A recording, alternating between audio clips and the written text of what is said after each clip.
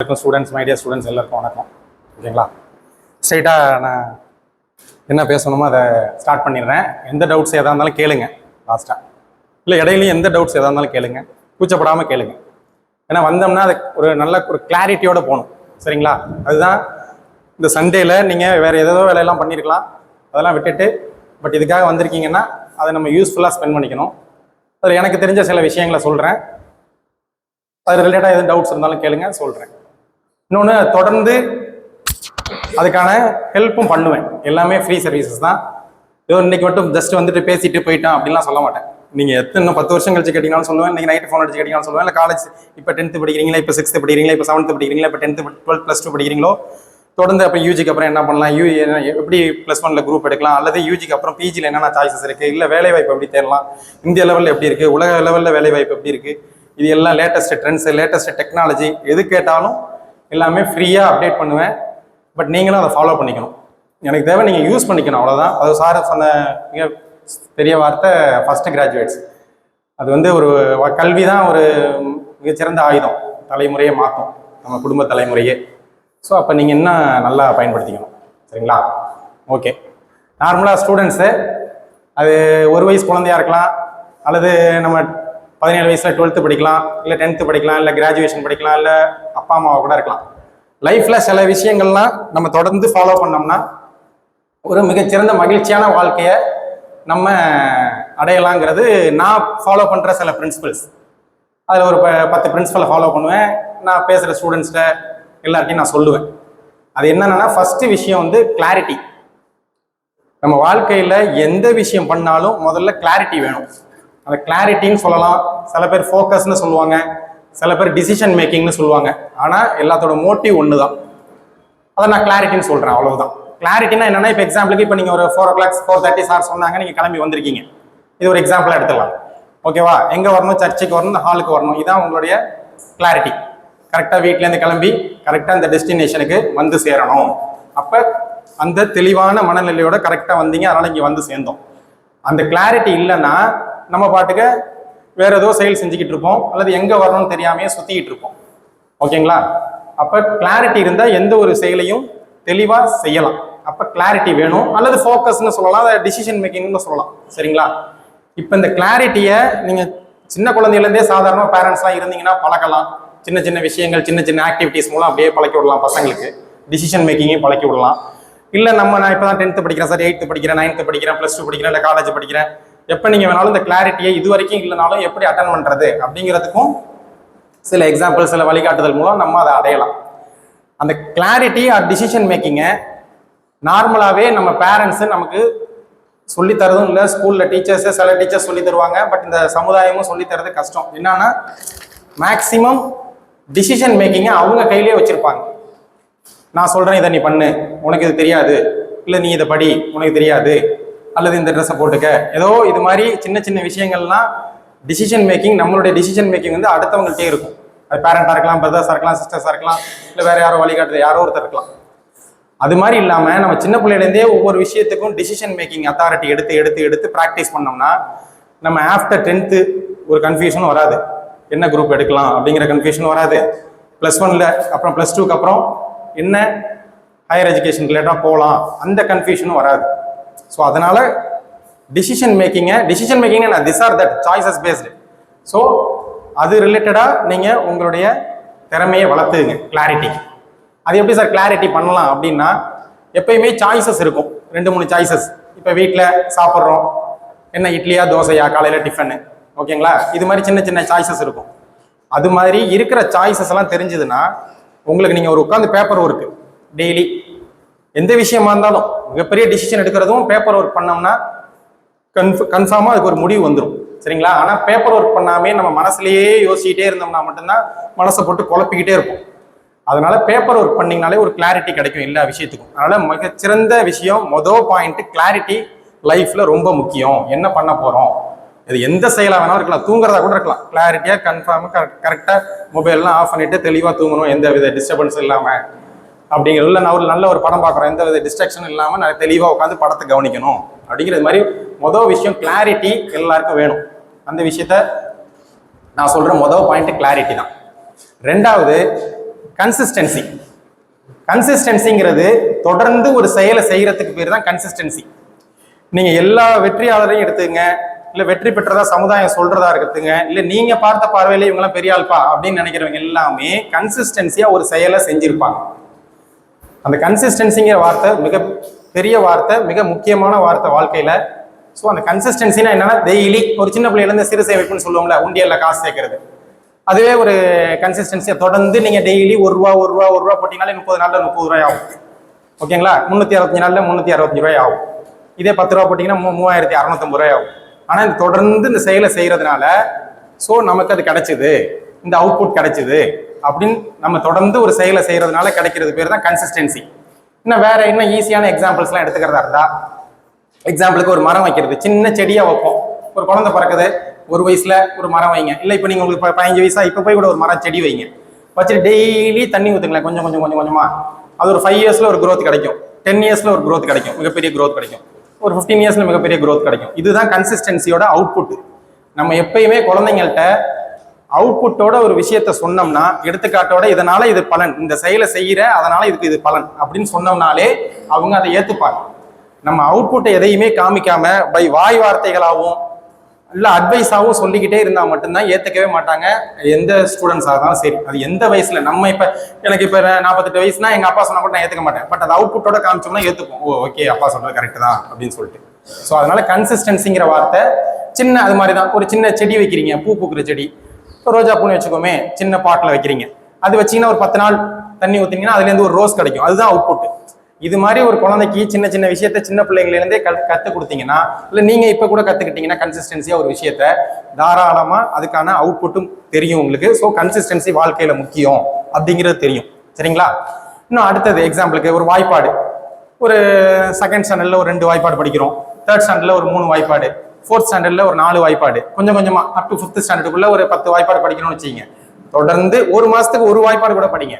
ஆனா தொடர்ந்து அந்த செயலை செய்யறதுனால எனக்கு இந்த அவுட்புட் கிடைச்சது அப்படின்னு உங்களுக்கே அதுக்கான பலனை நீங்க தெரியும் உங்களுக்கே. ஸோ நீங்க அதை ஏத்துப்பீங்க. 2வது கன்சிஸ்டன்சி. சரிங்களா? 3வது கோல் செட்டிங். கோல் செட்டிங்கிறது ஒரு தியரி இருக்கு, அந்த ரிசர்ச் தியரி தான். ரிசர்ச் தியரி சயின்ஸ் எப்பயுமே நம்ம ஏத்துக்கலாம் அப்படிங்களா? ஏன்னா அது ஆல்ரெடி ப்ரூஃப் பண்ண விஷயம். ரிசர்ச் தியரி என்னன்னா, உலகத்துல 97% ஆஃப் பீப்புள் எந்தவித கோல் செட்டிங்கையும் எழுதாமையே இருக்காங்க. கோல் செட்டிங் வச்சுக்கிறாங்க, சும்மா ஜஸ்ட் மனசுல அப்படியே வச்சுக்கிறாங்க. மனசு எப்பயுமே அலைப்பாயிற மாதிரி அந்த கோல் செட்டிங்க்கு அவங்க போய் ரீச்சே ஆக மாட்டாங்க. கோல் செட்டிங்னா இப்போ ஒரு 8th படிக்கிறீங்க, 8th நல்லா தெளிவா படிக்கணும், இல்லை நான் ஒரு ஸ்போர்ட்ஸ் பர்சன், ஒரு அத்லெட்டை தெளிவா செய்யணும், இல்லை நான் ஒரு டான்ஸ், இல்லை மியூசிக், இல்லை எது வேணாலும் எடுத்துங்க, ஒரு செஸ் பிளேயர், எந்த ஆக்டிவிட்டிஸ் வேணாலும் எடுத்துங்க. அது ரிலேட்டடா என்ன கோல் செட்டிங், சின்ன ஸ்மால் கோல் செட்டிங். இதுக்கு அந்த எக்ஸாம்பிள் வந்து அந்த உண்டியல் எக்ஸாம்பிளே எடுத்துக்கலாம். எப்படி சின்ன கோல் செட்டிங். இந்த பாப்பா இல்ல தம்பி அப்பா அம்மா ஜெய்டி ஒரு ரூபா கொடுத்தாங்கன்னா 10 நாள்ல 10 ரூபா சேர்த்து பாரு, நம்ம அடுத்த இன்னொரு 10 நாள்ல இன்னொரு 10 ரூபா சேர்க்கணும். அதுதான் கோல் செட்டிங். அது மாதிரி சின்ன கோல் செட்டிங்கா நீங்க வந்து எந்த விஷயத்தை வச்சு வேணாலும் சொல்லி கொடுங்க பேரண்ட்ஸ். அதாவது நீங்களே ஸ்டூடெண்ட்ஸ்னா நீங்களே ப்ராக்டிஸ் பண்ணுங்க. சின்ன கோல் செட்டிங்கை வச்சு போறப்ப ஒவ்வொன்றத்தையும் அச்சீவ் பண்றப்ப நமக்கு அதுல ஒரு சந்தோஷம் கிடைக்கும். எப்பயுமே மகிழ்ச்சியா ஒரு விஷயத்தை நம்ம ஹேண்டில் பண்ணா மட்டும்தான் அதுல ஃபுல் எஃபர்ட் நம்ம போடுவோம். ஓகேங்களா? இல்ல அப்படின்னா சும்மா ஜஸ்ட் அப்படி பேருக்கு அப்படியே நம்ம எல்லாமே செய்வோமே தவிர, எப்பயுமே ஒரு விஷயத்த நான் நானே சொல்றேன், தம்பி சவுண்டா கை தட்டுங்க எல்லாரும்.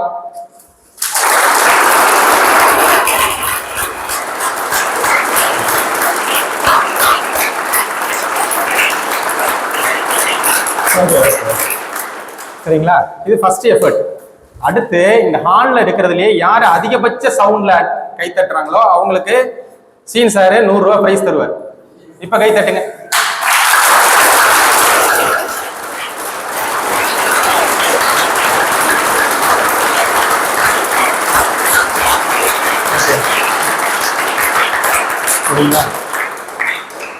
ஆனா இப்ப செக் பண்ணி பாத்தீங்கன்னா முன்ன விட இதுல எஃபர்ட் ஒவ்வொருத்தருமே இண்டிவிஜுவலா அதிகமா போட்டிருப்பீங்க. நீங்க ஃபர்ஸ்ட் வாட்டி கை தட்டினதுக்கும் 2வது வாட்டி கை தட்டினதுக்கும் உங்களுக்குள்ள, இப்ப நாங்க எங்களால கண்டுபிடிக்க முடியாம போகாம இருக்கலாம், பட் உங்களுக்கு உள்ளுக்குள்ள உள்ளுணர்வு தெரியும். போன வாட்டியோட நம்ம இப்ப கொஞ்சம் ஹார்ஷா தட்டணும், இல்ல இன்னும் கொஞ்சம் ஃபோர்ஸை பயன்படுத்தணும்னு. ஏன்னா இன்டென்ஷன் 100 ரூபா. சரிங்களா? ஏன்னா ஒரு பிரைஸ் டார்கெட்னு ஒன்று இருக்கு. அப்ப நம்ம எப்பயுமே முதல்ல ஒரு விஷயத்த ஃபுல் எஃபர்ட்டோட செய்ய மாட்டோம். ஆனா அதுக்கு ஏதாச்சும் ஒரு டார்கெட், ஒரு கோல் செட்டிங் இதெல்லாம் வச்சா இது கிடைக்கும், இதனால இது பலன் அப்படின்னு நமக்கு தெரிஞ்சதுன்னா அதுல நம்மளுடைய உச்சபட்ச முயற்சியை செய்வோம். அதனாலதான் நம்ம படிக்கிறது எல்லாம், வேலைக்கு போறது எல்லாமே அதிகபட்சம் நல்லபடியா போய் சம்பாதிப்போம், நல்லபடியா குடும்பத்தை வச்சுப்போம், அப்பா அம்மா வச்சுப்போம், நம்ம ஃபேமிலி நல்லபடியா வச்சுப்போம், முடிஞ்ச சமுதாயத்தை நல்லபடியா வச்சுப்போங்கிறதுக்காக தான் இவ்வளவு எஃபர்ட் போடுறது. சரிங்களா? அப்ப அந்த கோல் செட்டிங் ரொம்ப முக்கியம். சரிங்களா? இந்த கோல் செட்டிங்லாம் யாரெல்லாம் வச்சிருப்பாங்கன்னு பாத்தீங்கன்னா, வரிசை அந்த கிரிக்கெட் பிளேயர்ஸ், செஸ் பிளேயர்ஸ் எல்லாருமே கோல் செட்டிங் வச்சுக்கிட்டே இருப்பாங்க. எல்லாருமே பெரிய ஜெயிச்சவங்க, டீச்சர்ஸ் கூட கோல் செட்டிங் வச்சிருப்பாங்க. அதனால கோல் செட்டிங்கை கண்டிப்பா எழுதுங்க. அந்த 97% ஆஃப் பீப்புள் எழுதலன்னு சொன்னேன், அந்த எழுதின 3% ஆஃப் பீப்புள் எழுதியிருக்காங்க. அவங்க வீட்டில் எழுதி போட்டிருக்காங்க, டெய்லி பார்த்துருக்காங்க. அந்த 3% ஆஃப் பீப்புள் சக்சஸ் பீப்புளா இருக்காங்க. இது கூகுளில் இருக்கு, ரிசர்ச் பேப்பர்ஸ் போய் போட்டு பார்த்தீங்கன்னா கிடைக்கும், படிச்சு பாருங்க இப்பயே கூட. சரிங்களா? ஈவினிங் கூட போய் பாருங்க. ஸோ அப்போ கோல் செட்டிங்கு ரொம்ப ரொம்ப முக்கியம். அது எந்த வகையான கோலாகவும் இருக்கலாம். சரிங்களா? அப்போ கோல் செட்டிங்கிறது நம்ம ஏதாச்சும் கண் எதிரில் டெய்லி தெரிகிற மாதிரி, இது எல்லாரும் சொல்றதுதான், நான் ஒன்றும் புதுசாக சொல்லலை, ஸ்கூல்ல டீச்சர்ஸ் எல்லாம் சொல்லியிருப்பாங்க. பட் இருந்தாலும் அதை நடைமுறைப்படுத்துறதுக்கு அவுட்புட்டு நீங்க கம்பேர் பண்ணி பார்த்தீங்கன்னா தெரியும். சரிங்களா? அதனால கோல் செட்டிங் ரொம்ப முக்கியம். அடுத்தது பெர்சிவரன்ஸ். பெர்சிவரன்ஸ் என்ன தம்பி சொல்லுங்க?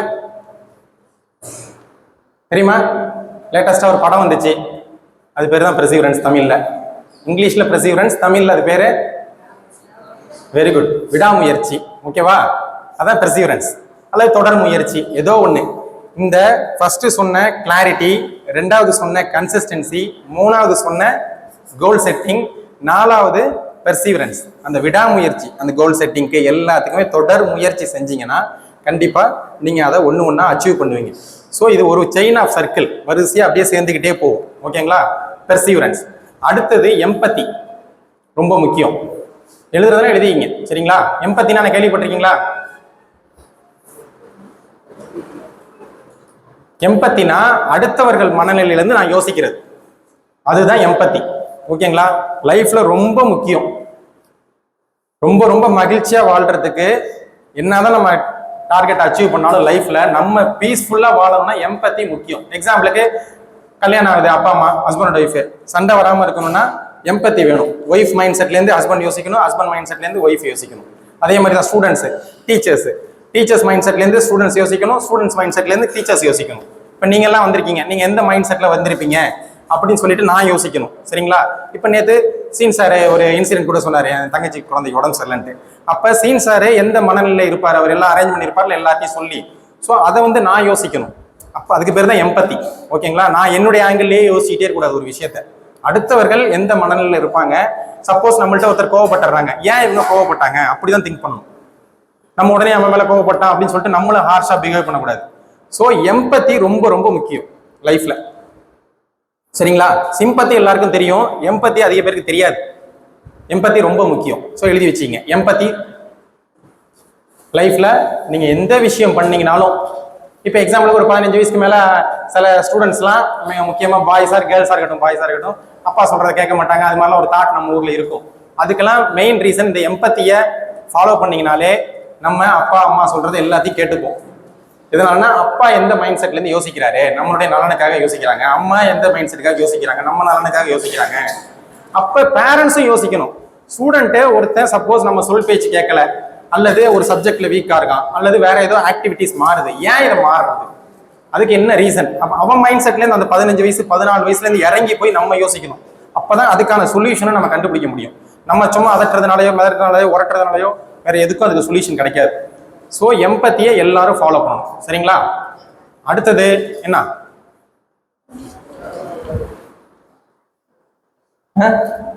Delayed gratification. கேள்விப்பட்டிருக்கீங்களா இது மாதிரி ஒரு வார்த்தை?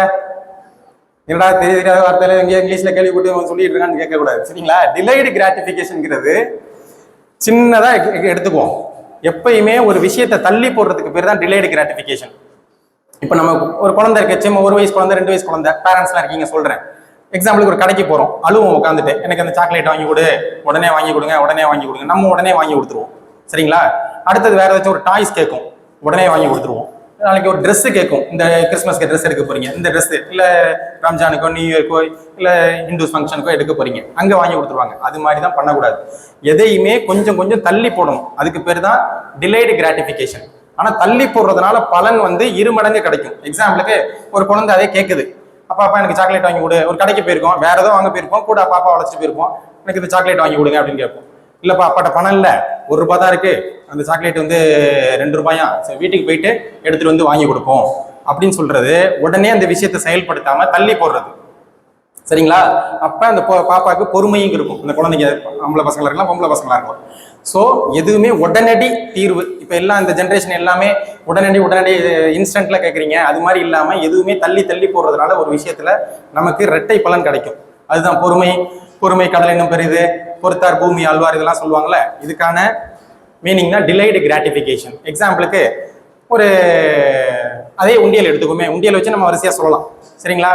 இப்ப அந்த உண்டியல்ல டெய்லி ₹1 போட்டு 10 நாள் சேர்த்து இல்ல 1 மாசம் சேர்த்து ₹30 எடுத்துடுறோம், எடுத்துடுறோம். இதே 1 வருஷம் சேர்த்தோம்னா ₹365. இதே 2 வருஷம் சேர்த்தோம்னா ₹730. ஸோ இப்ப வெயிட் பண்றதுனால உனக்கு எவ்வளவு பலன் கிடைக்குது அப்படின்னு. இதே மாதிரி தான் ஒரு பேங்க் இன்ட்ரெஸ்ட் வச்சு பார்க்கலாம். இல்ல சின்ன பசங்களுக்கு புரியாது, பெரியவங்களுக்கு புரியும். சின்னதில் ஒரு இடம் வாங்கி போடுவோம். இடம் வாங்கி போறதுல இந்த டிலேடு கிராட்டிஃபிகேஷன் புரிஞ்சுக்கலாம். ஒரு 10 வருஷத்துக்கு முன்னாடி மண்ணாடியில் இந்த ரேட்டா, இன்னைக்கு என்ன இந்த வேலை அப்படிம்பாங்க. கோல்டு எக்ஸாம்பிளுக்கு பயங்கரமா ஏறிட்டே போகுது. கோல்டை வச்சு கூட ஈஸியா புரிஞ்சுக்கலாம். 5 வருஷத்துக்கு முன்னாடி கோல்டு என்ன ரேட்டு, அன்னைக்கு ஒரு கிராம் வாங்கியிருந்து அதை விற்காம வச்சிருந்தோம்னா இன்னைக்கு என்ன ரேட்டு, இது மாதிரிலாம் எக்கனாமிக்ஸாவும் நீங்க புரிஞ்சுக்கலாம் delayed gratification. So delayed gratification பசங்களுக்கு ரொம்ப முக்கியம். அதே பேரண்ட்ஸை எப்படி சொல்லி தரணும்னா, இன்னைக்கு நீ வாங்கி கொடுத்தனா உனக்கு ஒரு சாக்லேட், இதே 2 டேஸ் கழிச்சு வாங்குவோம்ப்பா, உனக்கு 5 சாக்லேட் வாங்கி தரேன், 2 சாக்லேட் வாங்கி தரேன் அப்படின்னு சொல்றது. ஸோ அதே மாதிரி 2-3 நாள் கழிச்சு அதை வெயிட் பண்ண வச்சு திரும்பி 2 சாக்லேட் வாங்கி கொடுக்கணும். அப்ப 2 நாள் வெயிட் பண்ணோம்னா அதுக்கான அவுட்புட் கிடைக்குதுன்னு அந்த குழந்தை புரிஞ்சுக்கும். நம்மளும் சீட் பண்ணக்கூடாது, ஏமாற்றக்கூடாது. அப்ப இது மாதிரி ஒவ்வொரு விஷயத்துக்கும் டிலேடு கிராட்டிஃபிகேஷன் வெயிட் பண்ணோம்னா நல்ல பலன் கிடைக்கும் அப்படிங்கிறது லைஃப்ல ரொம்ப முக்கியம். சரிங்களா? அதனால டிலேடு கிராட்டிஃபிகேஷன். அடுத்து மிக முக்கியமான பாயிண்ட் என்ன நல்லா சொல்லியிருக்கேன் சொல்லுங்க. Clarity, consistency, goal setting, very good. Empathy, delayed gratification, very good. ஓகேவா? அடுத்தது எக்ஸ்பீரியன்சஸ் ஆஃப் லைஃப். லைஃப்ல ரொம்ப முக்கியம் எக்ஸ்பீரியன்சஸ் ஆஃப் லைஃப். கேள்விப்பட்டிருக்கீங்களா? ஆனா நீங்கெல்லாம் நிறைய பண்ணுவீங்க. என்ன எக்ஸ்பீரியன்சஸ் ஆஃப் லைஃப்னா, லைஃப்ல கடைசியில நமக்கு உச்சபட்சமா மிஞ்சிறது 2 விஷயம் தான். அதுல ஒண்ணு experiences of life. Experiences of லைஃப்னா, இன்னைக்கு இது மாதிரி சர்ச்சில் ஒரு ஃபங்க்ஷனுக்கு வந்தோம், இதனால நம்ம ஃப்ரெண்ட்ஸை பார்த்தோம், இல்லை ரிலேட்டிவ்ஸை பார்த்தோம், பேசணும், இதன் மூலம் ஒரு தாட் கிடைச்சது நமக்கு. இது வந்து ஒரு எக்ஸ்பீரியன்ஸ். இல்லை ஒரு டூர் போகிறோம், அது வந்து ஒரு நல்ல எக்ஸ்பீரியன்ஸ். இல்லை ஸ்கூல்ல பசங்களோட விளையாடுறோம். இப்போ நம்ம மீன்ஸ் ஒரு 45 வயசுல உள்ளவங்க பேரண்ட்ஸ்லாம் பேசிப்போம். நம்ம ஸ்கூல்ல படிச்சப்ப அந்த பசங்களோட விளையாடுவோம், இந்த பசங்களோட விளையாடுவோம். நீங்களே பேசுவீங்க. நாங்கள் 2nd ஸ்டாண்டர்ட் 5th ஸ்டாண்டர்ட் படிக்கிறப்பலாம் அந்த பசங்களோட இப்படி விளையாடுவோம், ஸ்கூல்ல பக்கத்து வீட்டில் இவ்வளோ ஜாலியாக இருக்கும் அப்படின்னு சொல்லிட்டு. இதெல்லாம் தான் எக்ஸ்பீரியன்சஸ் ஆஃப் லைஃப். சரிங்களா? இது மாதிரி சின்ன சின்ன குட்டி எக்ஸ்பீரியன்சஸ் ஆஃப் லைஃபை நல்ல விதமான செயல்கள் மூலம் நம்ம சேமிச்சுக்கிட்டே போகணும். இதுவும் லைஃப்ல ரொம்ப முக்கியம். சரிங்களா? எக்ஸ்பீரியன்சஸ் ஆஃப் லைஃப் ரொம்ப முக்கியம். ஓகேவா? புரியுதா? சரி, அடுத்தது என்னது?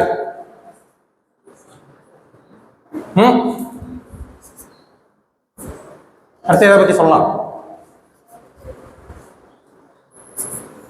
அடுத்தது கண்டினியூஸ் லேர்னிங். சரிங்களா? தொடர் பயிற்சி. அது படிப்பு சம்பந்தமாகவும் இருக்கலாம், அகாடமிக் ரிலேட்டடாகவும் இருக்கலாம், இல்லை நான் அகாடமிக் ரிலேட்டடாகவும் இருக்கலாம். Continuous learning. ஒரு குழந்தைக்கு சின்ன பிள்ளையிலேருந்தே ஒரு நியூஸ் பேப்பர் படிக்க சொல்லி தரது. அதுக்கு புரியுது புரியல, 2 வயசு 3 வயசுலேருந்து அப்படின்னு நம்ம நினச்சிக்கிட்டு இருப்போம். ஆனால் அந்த குழந்தைங்களுக்கு தான் அதிக கிராஸ்பிங் பவர். ஓகேங்களா? மூளை வளர்ச்சி அதிகம் இருக்கிறது ஃப்ரம் பர்த் ஆன்வர்ட்ஸ் தான். ஸோ அந்த குழந்தைங்களுக்கு சின்ன பயிற்சியா சின்ன பிள்ளையிலேருந்தே வழங்கினோம்னா, நீங்க இப்போ கூட படிக்க ஆரம்பிங்க, டெய்லி நியூஸ் பேப்பர் படிக்க ஆரம்பிங்க. ஓகேங்களா? அது என்ன ஆகும்னா, ஒரு 1 month, ஒரு 1 year, 2 yearsல நீங்க கரண்ட் அஃபேர்ஸ்னா டெய்லி நடக்கிற விஷயங்கள். சரிங்களா? நடப்பு நிகழ்வுகள். அதுல வேர்ல்டு ஃபுல்லா என்ன சயின்ஸ் ஓரியன்டா இருக்கலாம், டெக்னாலஜி ஓரியன்டா இருக்கலாம், இல்ல பாலிடிக்ஸ் ஓரியன்டா இருக்கலாம், இல்ல சினிமா ஓரியன்டா இருக்கலாம், எல்லாத்த பத்தியும் அப்டேட்டடா இருப்பீங்க. சரிங்களா? அப்ப கண்டினியூஸ் லேர்னிங் ரொம்ப முக்கியம் லைஃப்ல. இது வந்து எதுக்கெல்லாம் வழிவகுப்புனா, அகாடமிக்கா படிக்கிறதுலையும் வழிவகுக்கும். சரிங்களா? அப்ப கண்டினியூஸ் லேர்னிங், தொடர் முயற்சி. தொடர்ந்து ஒரு வாய்ப்பாடை படிக்கிறீங்க, இல்லை தொடர்ந்து ஒரு தமிழை படிக்கிறீங்க, தொடர்ந்து ஒரு இங்கிலீஷை படிக்கிறீங்க, தொடர்ந்து ஒரு 10 வருஷமா மேக்ஸை படிக்கிறீங்க, ஆனா நல்ல உங்களுடைய முழு கவனத்தையும் செலுத்தி படிக்கிறீங்கன்னா அதுல நீங்க என்ன ஆவீங்க? எக்ஸ்பர்ட் ஆயிடுவீங்க. ஓகேவா? அப்ப அந்த கண்டினியூஸ் லேர்னிங்கிறது ரொம்ப முக்கியம் லைஃப்ல. சரிங்களா? அடுத்தது இம்பாக்ட். ஓகேவா? இம்பாக்டுக்கு முன்னாடி ஒரு விஷயம் எல்லாருக்கும் ரொம்ப ரொம்ப முக்கியம், கிராட்டிடியூட். சரிங்களா? கிராட்டிடியூட்னா இப்போ மேடம் வந்து சிஸ்டர் வந்து சொன்னாங்களா, பேசினாங்களா, எல்லாருக்கும் நன்றி தெரிவிச்சாங்களா, அதுதான் கிராட்டிடியூட், நன்றி உணர்ச்சி. எப்பயுமே லைஃப்ல நம்ம அனைவருக்கும் நன்றியோட இருக்கணும். அது இயற்கைக்கும் சரி, டெய்லி போய் நைட்டு தூங்குறப்ப இன்னைக்கு இயற்கைக்கு நன்றி, அப்பா அம்மாவுக்கு நன்றி, சொல்லிக் கொடுத்த வாத்தியாருக்கு நன்றி, இல்லை வேலை பார்க்குற இடத்துல நம்ம ஹெல்ப் பண்ணவங்களுக்கு நன்றி, இந்த சமுதாயத்துக்கு நன்றி, எதுக்கெல்லாம் நன்றி தெரிவிக்கணுமோ அதுக்கு அப்பப்போ நன்றி தெரிவிக்கணும். தெரிவிச்சாதான் நமக்கே உள்ளுக்குள்ள சந்தோஷமா இருப்போம். இதுக்கு பேர் தான் கிராட்டிடியூட். சரிங்களா? அது எல்லா ப்ரேயர்ஸ்லையும் கண்டிப்பாக நம்ம பண்ணுவோம். எல்லாருக்கும் நன்றி தெரிவிப்போம். ஓகேவா? அது மிகப்பெரிய சிறந்த செயல். கிராட்டிடியூட் ரொம்ப முக்கியம். லாஸ்டா இம்பாக்ட். இந்த இம்பாக்ட்ங்கிறது தான் லைஃப்ல கடைசியில் 2 விஷயம் நமக்கு லைஃப்ல நிற்கும்னு சொன்னேன். எபோவ் 80, 70 வயசுல 80 வயசுலையோ. அது என்னன்னா, ஃபர்ஸ்ட் வந்து இந்த எக்ஸ்பீரியன்ஸ் ஆஃப் லைஃபும், அடுத்தது இந்த இம்பாக்டும். இம்பாக்ட்னா அடுத்தவங்களோட வாழ்க்கையில நம்ம என்ன இம்பாக்டை கிரியேட் பண்ணோம், தாக்கம். ஓகேவா? இல்லது மாற்றம், எப்படி வேணாலும் நினைச்சுக்கலாம். நல்ல மாற்றம் இல்லை நல்ல ஒரு தாக்கம். இப்போ நான் இந்த விஷயம் வந்திருக்கேன், இன்னைக்கு வந்து நான் சொல்றேன், இந்த செயல்கள் மூலம் இல்லை நான் சொன்ன விஷயம் மூலம் யாரோ ஒரு ஸ்டூடெண்ட்டுக்கு ஒரு லைஃப்ல மேலே வந்தாலும் மித்த ஸ்டூடெண்ட் மேலே வந்துருவீங்க. நீங்க உங்களுடைய ஓன் தாக்கில் வருவீங்க. சப்போஸ் நான் சொன்ன தாக்கிலேருந்து ஒரு விஷயத்தை பிடிச்சி ஒரு மேலே வந்தாலும் நான் ஒரு நல்ல விஷயத்தை இம்பாக்டா கிரியேட் பண்ணியிருக்கேன்னு அர்த்தம். இதுதான் லைஃப்ல நமக்கு கடைசியில நிற்கும். நம்மளால யாரெல்லாம் நமக்கு உதவி பண்ணோம், நம்மளால யாரெல்லாம் பலன் அடைஞ்சாங்க, நம்மளால யாரெல்லாம் லைஃப்ல மேலே வந்தாங்க. ஸோ இந்த இம்பாக்ட் ரொம்ப முக்கியம். ஓகேவா? இதெல்லாம் தான் பேசிக் நான் சொன்னது. சரிங்களா? இந்த விஷயம்லாம் லைஃப்ல எல்லாருக்கும் தேவைன்னு. ஓகே, இது மீறி நீங்க சில விஷயங்கள்லாம் ஒவ்வொருத்தரும் பேரண்ட்ஸ், டீச்சர்ஸ், நீங்க எல்லாம் ஒவ்வொரு விஷயம் நீங்களே கேதர் பண்ணியிருப்பீங்க. பட் நான் கேதர் பண்ண விஷயங்கள்லாம், நான் ஃபாலோ பண்ற விஷயங்கள்லாம் இது. சரிங்களா? அடுத்தது நம்ம இதுக்கு போயிடலாம். ஒரு விஷயத்துல எப்படி நம்ம எக்ஸ்பர்ட் ஆகுறது. 10,000 ஹவர்ஸ்னு ஒரு ரூல் இருக்கு. அதுக்கு நிறைய புக்ஸும் இருக்கு. ஓகேங்களா? ப்ரொஃபசர் ஆண்ட்ரியூஸ் எரிக்சன் கூகுளில் போட்டிங்கனாலே வரும். 10,000 ஹவர்ஸ் ஒரு இதில் நம்ம ப்ராக்டிஸ் பண்ணோம்னா எல்லாருமே பெரிய ஆளுங்க. மூளை எல்லாருக்கும் ஒரே சைஸ் தான். சரிங்களா? நியூரோ சயின்ஸ் ரிசர்ச்லேயும் இருக்கு. ஒருத்தருக்கு பெருசு ஒருத்தருக்கு சின்னதெல்லாம் கிடையாது. பட் ஆனால் எல்லாருமே மினிமம் அவரு நிறையா இது மாதிரி ஃபுல்லாக ரிசர்ச் பண்ணி அது ஒரு பேப்பரே பண்ணாரு. 10,000 ஹவர்ஸ்னு ரொம்ப ஃபேமஸ். நிறைய பேர் பேசுவாங்க, மோட்டிவேஷனல் ஸ்பீக்கர்ஸ்லாம் 10,000 ஹவர்ஸை பற்றி பேசுவாங்க. பேசி கேள்விப்பட்டிருக்கீங்களா? 10,000 ஹவர்ஸ். இப்போ எக்ஸாம்பிளுக்கு ஒரு விராட் கோலி எடுத்துங்க, ஒரு சச்சின் டெண்டுல்கர் எடுத்துங்க, அல்லது டோனி, எம்எஸ் டோனி எடுத்துங்க. இப்போ ரீசெண்டாக ஜெயிச்சாரு செஸ் பிளேயர், யாரு? World champion Mukesh. Very good. ஓகேவா? அவருக்கு எத்தனை வயசு? 18 வயசு தான், ஆனால் வேர்ல்டு சாம்பியன். ஓகேங்களா? இல்லை வாரன் பஃபட் எடுத்துங்க. வாரன் பஃபட் யாரு தெரியுமா? அவர் ஃபினான்ஷியல் லெவலில் வேர்ல்டில் மிகப்பெரிய ஆள். எலன் மஸ்க் தெரியுமா? யார் அவரு? Space X. Very good. Space X வேற என்ன கம்பெனி வச்சிருக்காரு? டெஸ்லா. Very good. வேற என்ன கம்பெனி வச்சிருக்காரு? ட்விட்டர்லாம் அவரு தான். சரியா? ஸோ எலன் மஸ்கா இருக்கட்டும், இல்லை நம்ம ஊர்ல அப்துல் கலாமா இருக்கட்டும், யாரை வேணாலும் எடுத்துங்க. இல்லை நீங்க சினிஃபீல்ட் லெவலில் எடுத்துங்களா, இப்போ இளையராஜா சார் இருக்காரு எடுத்துங்க, ஏஆர் ரஹ்மான் சார் இருக்காரு எடுத்துங்க, இல்லை மணிரத்னம் சார் இருக்காரு எடுத்துங்க. யாரை வேணாலும், இல்லை நல்ல டீச்சர்ஸ், உங்களுக்கு நல்லா சொல்லிக் கொடுக்குற புரியுற டீச்சர்ஸ் எடுத்துங்க. சின்ன சின்ன எக்ஸாம்பிள்ஸை நீங்களே எடுத்துங்க. இல்லை உங்க ஊர்ல நல்ல விவசாயம் பண்ற நல்ல விவசாயி எடுத்துங்க, அக்ரிகல்ச்சரிஸ்ட். ஓகேவா? யார் இல்லை நல்ல ஒரு ஐஏஎஸ் ஆஃபீஸர்ஸ் எடுத்துங்க. எல்லாருமே மேக்சிமம் எஃபர்ட்டை இதில் போட்டிருப்பாங்க. ஒரே கோலை குறிக்கோளா வச்சு அதுல தெளிவா ஒரு 10,000 ஹவர்ஸ் ஒர்க் பண்ணியிருப்பாங்க. ஓகேவா? 10,000 இல்லை, அது 12,000 இருக்கலாம், 8,000 இருக்கலாம். மேக்சிமம் ஸ்பெண்ட் பண்ணியிருப்பாங்க அந்த டைமை ஒரு கோல் செட் பண்ணி. இதுதான் நம்மளுடைய ஃபோக்கஸ், இதுதான் நம்மளுடைய கிளாரிட்டியா போய் நம்ம சேர வேண்டிய டெஸ்டினேஷன் அப்படின்னு சொல்லிட்டு. அதனாலதான் இன்னமும் விராட் கோலி டெஸ்ட் மேட்ச் விளையாண்டுகிட்டு இருக்காரு, அல்லது ரஞ்சி டிராஃபி விளையாண்டுட்டு இருக்காரு. நெட் பிராக்டிஸ் ஏன் டெய்லி பண்றாரு? ஓகேவா? அவர் அடிக்காத செஞ்சுரியா, சரியா, அவர் பார்க்காத பால்ஸா? ஆனா எதுக்கு தொடர்ந்து நெட் பிராக்டிஸ் பண்றாங்கன்னா, தொடர்ந்து கன்சிஸ்டன்சியா அவர் அந்த செயலை செஞ்சா மட்டும்தான் ஃபீல்டுல நிக்க முடியும். இளையராஜா சார் 80 வயசு ஆயிடுச்சு, இன்னும் ஏன் உட்காந்துட்டு ஒரு நோட்ஸ் எழுதுறாரு, இதுக்கு மியூசிக் பண்ணிட்டு இருக்காரு? புரியுதா? இன்ட்ரெஸ்ட். அடுத்தது அதுல எப்படி மாஸ்டர் ஆனாங்க? அவங்க அவ்வளவு மணி நேரம் அதில் ஒர்க் பண்ணியிருக்காங்க, அதனாலதான் மாஸ்டர் ஆனாங்க. ஸோ நீங்களும் இன்னைக்கு எழுதி வச்சீங்க, எந்த விஷயத்தை வேணாலும் எடுத்துங்க, அதுல 10,000 ஹவர்ஸ் நான் ஒர்க் பண்றேன் அல்லது ஒரு மேக்சிமம் எஃபர்ட்டை போடுறேன் அப்படின்னீங்கனாலே நீங்க பெரிய ஆள். எந்த விஷயத்தை வேணாலும் எடுத்துக்கலாம். அது அகாடமிக்காகவும் இருக்கலாம், அகாடமிக் இல்லாம வேற எந்த விஷயம் வேணாலும் இருக்கலாம். ஸ்போர்ட்ஸா இருக்கலாம், இல்ல தனிப்பட்ட திறமைகள். தனிப்பட்ட திறமைகள்னா என்னன்னா, music, dance, painting, drawing, mimicry, fine arts activities. ஓகேவா? Liberal arts activities, art painting தான் சொல்லிட்டேனே, டிராயிங், ஓகேவா? இல்ல அகாடமிக் ஓரியன்டாகவும் இருக்கலாம். அகாடமிக்னா என்னது? படிப்பு சார்ந்து, இங்கிலீஷ் சப்ஜெக்ட் சார்ந்து, தமிழ் சப்ஜெக்ட் சார்ந்து, maths, science, physics, chemistry, botany, zoology, history, geography, civics. So இது மாதிரி உங்களுக்கு தெரிஞ்ச சப்ஜெக்ட்ஸ்லாம். இதுக்கப்புறம் ஹையர் எஜுகேஷன்ல நிறைய சப்ஜெக்ட்ஸ் இருக்கு. எதுல வேணாலும் நீங்க ஃபோக்கஸ்டா ஒரு இதுல விஷயத்தை பண்ணு. இல்ல சினிமா சம்பந்தமா இருக்கலாம். இல்ல நான் ஒரு எக்ஸாம்பிளுக்கு ஒன்றும் இல்லை, நான் ஒரு குக்கிங் ரிலேட்டடா, எனக்கு குக்கிங்ல தான் ரொம்ப இன்ட்ரெஸ்ட், ஸோ குக்கிங் ரிலேட்டடா இருக்கலாம். இல்ல நான் ஒரு பியூட்டிஷியன், அதுல மட்டும் தான் எனக்கு இன்ட்ரெஸ்ட், அது ரிலேட்டடா இருக்கலாம். எந்த ஃபீல்டு வேணாலும் எடுத்துங்க. இல்லை நான் ஒரு போட்டோகிராஃபி, இல்லை ஒரு கேமராமேன், எதை வேணாலும் எடுத்துங்க. அதுல தொடர்ந்து நீங்க முயற்சி பண்ணீங்கன்னா, கன்சிஸ்டன்சியா ஒர்க் பண்ணீங்கன்னா நீங்க அதுல எக்ஸ்பர்ட். ஓகேவா? அந்த 10,000 ஹவர்ஸை எப்படி சார் நான் பிரிச்சுக்கிறதுனா, நீங்க இன்னைக்கே போய் உங்க ஏஜுக்கு தகுந்த மாதிரி எழுதிக்கிங்க எவ்வளவு ஸ்பெண்ட் பண்ணலாம் அப்படின்னு சொல்லிட்டு. ஓகேவா? ஜஸ்ட் மினிமம் ஒரு 2 ஹவர்ஸ் எடுத்துங்க பெர் டே. இப்போ சின்ன பிள்ளையா இருந்தீங்கன்னா, இப்போ எனக்கு வயசு நான் 5 வயசு தான், 6 வயசு தான், இல்லை நான் ஒரு 6th தான் படிக்கிறேன், ஒரு 6th எத்தனை வயசு, 10 வயசு 11 வயசு, ஓகேவா? அப்போ 2 ஹவர்ஸ் எடுத்துங்க. 2 ஹவர்ஸ் எடுத்துக்கிட்டீங்கன்னா ஒரு மாசத்துக்கு எத்தனை மணி நேரம்? 60 மணி நேரம். சரிங்களா? இது அப்படியே கால்குலேட் பண்ணீங்கன்னா 12th வரைக்கும் 7 இயர்ஸ் படிப்பீங்க. 6th, 7th, 8th, 9th, 10th, 11th, 12th. அந்த 7 இயர்ஸ்ல டெய்லி 2 ஹவர்ஸ் ஒரு எஃபர்ட், ஒரு விஷயம், அது எந்த விஷயம் வேணாலும் இருக்கலாம். ஓகேவா? அந்த விஷயத்தை எடுத்து அதுல ஃபோக்கஸ்டா இருந்தீங்கனாலே கிட்டத்தட்ட ஒரு 5100 ஹவர்ஸ், 5100 ஹவர்ஸ் வந்துடுவீங்க. பாதி கடலை தாண்டிடுவீங்க, பாதி எக்ஸ்பர்ட் ஆயிடுவீங்க. ஓகேவா? கால்குலேட் பண்ணி பாருங்க. டெய்லி 2 ஹவர்ஸ், 24 மணி நேரம் இருக்கு. 8 மணி நேரம் தூங்குறதுக்கு விட்டுருவோம், ஒரு 8 மணி நேரம் ஸ்கூலுக்கு விட்டுருவோம், 16 மணி நேரம், ஒரு 2 மணி நேரம் விளையாடுறதுக்கு விட்டுருவோம். ஓகேவா? எத்தனையாச்சு? 18 மணி நேரம் ஆச்சு. இன்னும் 2 மணி நேரம் இந்த மொபைல் பார்க்கறது, டிவி பார்க்கறது, சாப்பிட்றது, இதுக்கெல்லாம் விட்டுருவோம். 20 மணி நேரம் ஆச்சு. இந்த 4 மணி நேரத்துல இன்னும் 2 மணி நேரம் விளையாட்டுத்தனமா ஏதாச்சும் விட்டுருவோம், இல்லை ஹோம்ஒர்க் செய்வோம், இல்லை அகாடமிக்காக ஏதாச்சும் படிப்போம். அந்த மீதி 2 ஹவர்ஸை அது அகாடமிக் ஓரியன்டாகவும் இருக்கலாம், அல்லது நான் அகாடமிக்காகவும் இருக்கலாம். சரிங்களா? அது ரிலேட்டடா நீங்க ஸ்பெண்ட் பண்ணீங்கனாலே 6th ஆரம்பிச்சு +2க்குள்ள ஒரு சொல்யூஷனுக்கு நீங்க வந்துருவீங்க. எந்த வித கன்ஃபியூஷனும் இருக்காது. நம்ம என்ன பண்ண போறோம் வாழ்க்கையில, என்ன எடுக்க போறோம் ஹையர் எஜுகேஷன்ல. ஸோ அந்த தெளிவு உங்களுக்கு அந்த 5000 ஹவர்ஸை கிராஸ் பண்றப்பே வந்துடும். அது மியூசிக்கா இருக்கலாம், எது வேணாலும் இருக்கலாம். சரிங்களா? ஸோ அப்ப ஆஃப்டர் +2 ஒரு டெய்லி ஒரு 4 ஹவர்ஸ் எடுத்துங்க. 4 ஹவர்ஸ் எடுத்து 4 ஹவர்ஸ்னா எவ்வளோதாச்சு? ஒரு மாசத்துக்கு 120 ஹவர்ஸ்.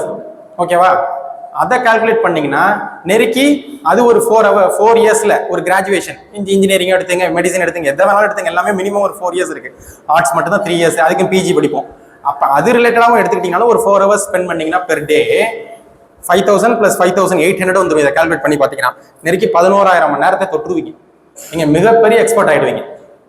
எந்த விஷயத்தை நடந்தாலும் இவங்க தான் எனக்கு வேலை தரணும், இந்த கம்பெனிஸ் தான் வேலை தரணும், இல்லை இந்த ஸ்கூல் தான் எனக்கு வேலை தரணும், எனக்கு வேலையே கிடைக்கல, இந்த எந்த வித புலம்புலும் இருக்காது நமக்கு. நம்ம லைஃப்ல கோலை வச்சுட்டு ஸ்ட்ரைட்டா போயிட்டே இருப்போம். இது இல்லாம அதுக்கப்புறம் பிஜி இருக்கு, விருப்பப்பட்ட பிஹெச்டி இருக்கு, இதெல்லாம் இருக்கு. இல்ல நான் யூஜியோட படிட்டு வேலைக்கு போறதுனாலும் இருக்கு. நம்ம அதுல எக்ஸ்போர்ட் ஆயிடுவோம். ஓகேவா? இப்ப குகேஷ் எப்படி எக்ஸ்பர்ட் ஆனாரு? அவர் 18 வயசு தானே. எப்படி எக்ஸ்பர்ட் ஆனார்? World champion. எப்படி? சின்ன வயசுனா எந்த வயசு? 6th அவங்க பேரண்ட்ஸ் வாட்ச் பண்ணதுனால இந்த பையனுக்கு செஸ்ல ரொம்ப இன்ட்ரெஸ்ட். செஸ் விளையாடுறதுக்கு எது வேணும்? செஸ் போர்டு, கையை நகர்த்துறதுக்கு விரல், எந்த சப்ஜெக்ட்ல கொஞ்சம் ஸ்ட்ராங்கா இருக்கணும்? மேக்ஸ். பயங்கர கால்குலேட்டிவானது. ஓகேவா? அப்ப அந்த பையனுக்கு செஸ்ல தான் இன்ட்ரெஸ்ட். 6th அவங்க ஸ்கூலுக்கு அனுப்பல. NIOS national institute of open ஸ்கூலிங்னு ஒன்று இருக்கு. அதன் மூலம் படிக்க வச்சுட்டு அவங்க ஃபுல்லா செஸ்ஸிலேயே ப்ராக்டிஸ் பண்ணாங்க. ஓகேவா? அக்கா உங்களை ஸ்கூலுக்கு போக சொல்லல, அவர் அந்த லைனை சூஸ் பண்ணிக்கிட்டாரு. அதன் மூலம் அவர் படிச்சாரு. வேற 10th பாஸ் பண்ணாரு, +2 பாஸ் பண்ணிட்டாரு. ஆனா NIOS மூலம் படிச்சாரு, பிளஸ் இதுல ப்ராக்டிஸ் பண்ணாரு. அதனால அவர் 18 வயசுல சாம்பியன் ஆயிட்டார். இதே மாதிரி தான் டெண்டுல்கர் விளையாட வந்தப்ப test match, first test match என்ன வயசு தெரியுமா? டெண்டுல்கர் உங்களுக்கு தெரியுமா? என்ன வயசு தெரியுமா? அவர் ஃபர்ஸ்ட் வந்தப்ப 16 வயசு இன்டர்நேஷனல் மேட்ச் விளையாடுறப்பயே. அப்ப அவருக்கு மினிமம் ஒரு 10 வயசுல இருந்து பிராக்டிஸ் பண்ணுவாங்க. ஸோ இது மாதிரி பெரிய ஆளுங்க சில பேர்லாம் இப்ப UPSC 21 வயசுல கிராக் பண்றாங்க. UPSC தெரியுமா என்னன்னு? UPSC என்ன? Union public service commission. ஓகேவா? அது நிறைய எக்ஸாம்ஸ் நடத்துது. அதுல எல்லாருக்கும் தெரிஞ்ச exams IAS, IPS, IFS, IRS. ஓகேவா? இதெல்லாம் UPSC. சில பேர் 21 வயசுலயே கிராக் பண்றாங்க. ஏன்னா அவங்க முன்னாடியே அட்லீஸ்ட் +2 அல்லது ஆஃப்டர் +2 கிராஜுவேஷன் போறப்ப முடிவு பண்ணிடுவாங்க நம்மளுடைய டார்கெட் யூபிஎஸ்சி தான் அப்படின்னு சொல்லிட்டு. இது மாதிரி ஃபோக்கஸ்டா போறப்ப அந்த 10,000 ஹவர்ஸை ஸ்பெண்ட் பண்றப்ப நம்ம எந்த விஷயம் பண்ணாலும் நம்ம மாஸ்டரி ஆயிடுவோம், எக்ஸ்பர்ட் ஆயிடுவோம். யாரையுமே டிபெண்ட் பண்ணி இருக்க மாட்டோம். சரிங்களா? எப்பயுமே நம்ம என்ன பண்ணணும், நான் எல்லாத்தையும் என்ன சொல்றதுன்னா, எல்லாருமே பிளேஸ்மெண்ட் நோக்கி போயிட்டு இருப்போம். இப்போ இது படிச்சா வேலை கிடைக்குமா, அது படிச்சா வேலை கிடைக்குமா, இது படிச்சா ஸ்கோப் இருக்கா, எல்லா பேரண்ட்ஸும் கேட்கற கொஸ்டின் தான், ஸ்டூடெண்ட்ஸ் கேட்கற கொஸ்டின் தான். இப்போ உண்மையிலே எது சார் பயங்கர ஃபோக்கஸ், அதிக சம்பளம் கிடைக்கிறது எது, இது மாதிரிலாம் ஒரு ஸ்ட்ரீமே கிடையாது உலகத்துல. சரிங்களா? எது படிச்சாலும் வேலை உண்டு, எந்த ஸ்ட்ரீம் படிச்சீங்கனாலும் வேலை உண்டு. உங்கள்கிட்ட அதுல தனிப்பட்ட திறமை இருக்கான்னு தான் பார்ப்பாங்க. சரிங்களா? அப்ப நம்ம திறமையை வளர்த்துக்கணும்னா எக்ஸ்பர்ட் ஆகணும். எக்ஸ்பர்ட் ஆகிறதுக்கு இது மாதிரி டைமை ஸ்பெண்ட் பண்ணணும் அது ரிலேட்டடா. அதனால நீங்க உங்களுக்கு பிடிச்ச ஃபீல்டு எது ரிலேட்டடா உட்காந்து நீங்களே திங்க் பண்ணி பேப்பர் ஒர்க் பண்ணுங்க. எதா இருந்தாலும் எழுதுங்க. உட்காந்து மனசுல யோசிச்சுட்டு தான் முடிவே கிடைக்காது. தெளிவா உட்காந்து என்னுடைய பிளஸ் இதுதான், என்னுடைய மைனஸ் இதுதான், என்னுடைய ஸ்ட்ரென்த் இதுதான், என்னுடைய வீக்னஸ் இதுதான், என்ன எல்லாரும் இதுக்காக தான் பாராட்டுறாங்க, என்னுடைய டீச்சர்ஸ் இதுதான் பாராட்டுறாங்க, எங்க அப்பா அம்மா தான் பாராட்டுறாங்க, ஃப்ரெண்ட்ஸ் இதுக்கு தான் பாராட்டுறாங்க, இது நல்லா பண்றதா. நிறைய பேர் பாருங்களேன், சினி ஃபீல்ட்ல பேட்டி கொடுக்குறப்ப பாருங்க என்ன சொல்லுவாங்க. சினி ஃபீல்ட்ல பேட்டி கொடுக்குறத பேட்டியெல்லாம் பார்ப்பீங்களா உட்காந்து? நீங்க சில பேர் இன்ஜினியரிங் படிச்சிருப்பாங்க, மெடிசன் படிச்சிருப்பாங்க, MBA படிச்சிருப்பாங்க, நிறைய படிச்சிருப்பாங்க. ஆனா சினி ஃபீல்ட்ல வந்து ஜெயிச்சிருப்பாங்க. கேட்டா அவங்க சொல்லுவாங்க, என் ஃப்ரெண்ட்ஸ் தான் சார் எங்க சின்ன பிள்ளைங்க அனுப்பி விட்டாங்க, நீ நல்ல கதை சொல்ற, நீ நல்ல கிரியேட்டிவிட்டியா இருக்க, நீ இந்த ஃபீல்டுக்கு போ அப்படின்னு சொல்லி அனுப்பி விட்டாங்கன்னு சொல்லுவாங்க. அது மாதிரி உங்களெல்லாம் எந்த விஷயம் அதன் மூலம் வந்து இவங்க ஜெயிச்சிருப்பாங்க. ஸோ உங்களை பத்தி உங்களுக்கு தெரியலனாலும் உங்களை சுத்தி உள்ளவங்களுக்கு, உங்களை தொடர்ந்து இருக்கிற க்ளோஸ் ஃப்ரெண்ட்ஸ், ரிலேட்டிவ்ஸ், ஃப்ரெண்ட்ஸ், அப்பா அம்மா இவங்களுக்குலாம் தெரியும். ஆனா அப்பா அம்மாவுக்கு நிறைய பேர் தெரிய மாட்டேங்குது. ஏன்னா நம்ம வாட்ச் பண்றதுல ஒழுங்கா டைமை ஸ்பெண்ட் பண்ணி அது மாதிரிலாம் வாட்ச் பண்ணீங்கன்னா குழந்தைங்களோட திறமை என்னன்னு கண்டுபிடிச்சிடலாம். இல்லை உங்களுடைய திறமை என்னன்னு உங்களுக்கே நீங்களே கண்டுபிடிச்சிடலாம். அப்போ உட்காந்து பேப்பர் ஒர்க் எழுதுங்க. என்னுடைய பிளஸ் இது, என்னுடைய மைனஸ் இது, என்னுடைய ஸ்ட்ரென்த் இது, என்னுடைய வீக்னஸ் இது. ஓகேவா? இதுக்கு என்னால் என்னெல்லாம் பாராட்டுறாங்க, இந்த செயலை செய்யறப்ப நான் அதெல்லாம் ரொம்ப மகிழ்ச்சியா ஃபீல் பண்றேன்.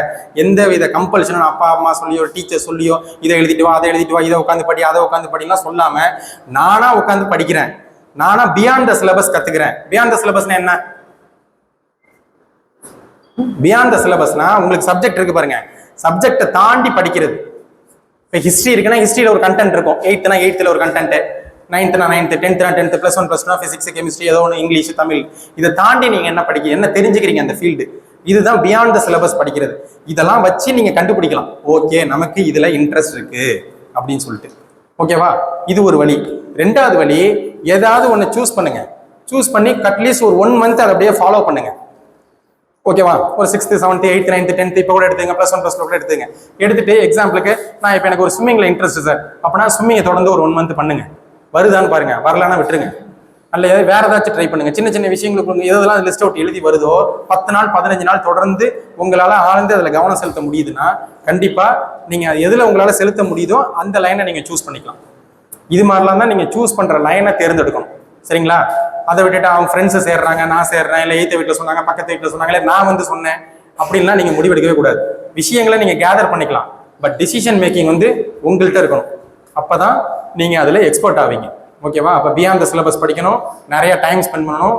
அப்ப எந்தவித கம்பல்ஷனும் இல்லாம, பேரண்ட்ஸோட இன்டென்ஷன் எதுவுமே இல்லாம நம்ம சொந்தமா படிக்கிறப்பதான் நம்ம அது ரிலேட்டா போவோம். இல்ல வேற ஃபீல்டு ரிலேட்டா எடுத்துக்கிட்டோம்னா அது மாதிரி தான் போவோம். சரியா? ஓகேவா? இதெல்லாம் பேசிக் நான் சொன்ன ஹிண்ட்ஸ். இதெல்லாம் புரியுதா? இதுல தான் டவுட்ஸ் இருக்கா கேளுங்க.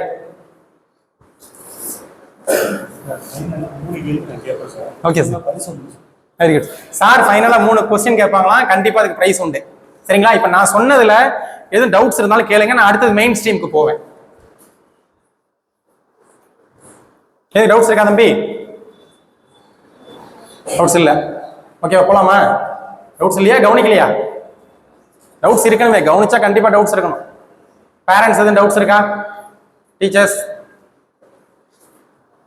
சரிங்களா? அடுத்தது எப்படி நம்ம ஸ்ட்ரீமை தேர்ந்தெடுக்கலாம். ஓகேவா? இப்போ 10th வந்துட்டீங்க. 10th அப்புறம் நீங்க விரும்பினாலும் விருப்பம் இல்லைனாலும் இந்தியாவிலையும் சரி, அதுக்கு பட்சம் தமிழ்நாடு நம்ம ஊர்ல எடுத்துக்கோம். தமிழ்நாட்டில் 5 சப்ஜெக்ட் நீங்க படிச்சுதான் ஆகணும். English, Tamil, maths, science, social science. Tamil மட்டும் லாங்குவேஜை மாத்திக்கலாம்.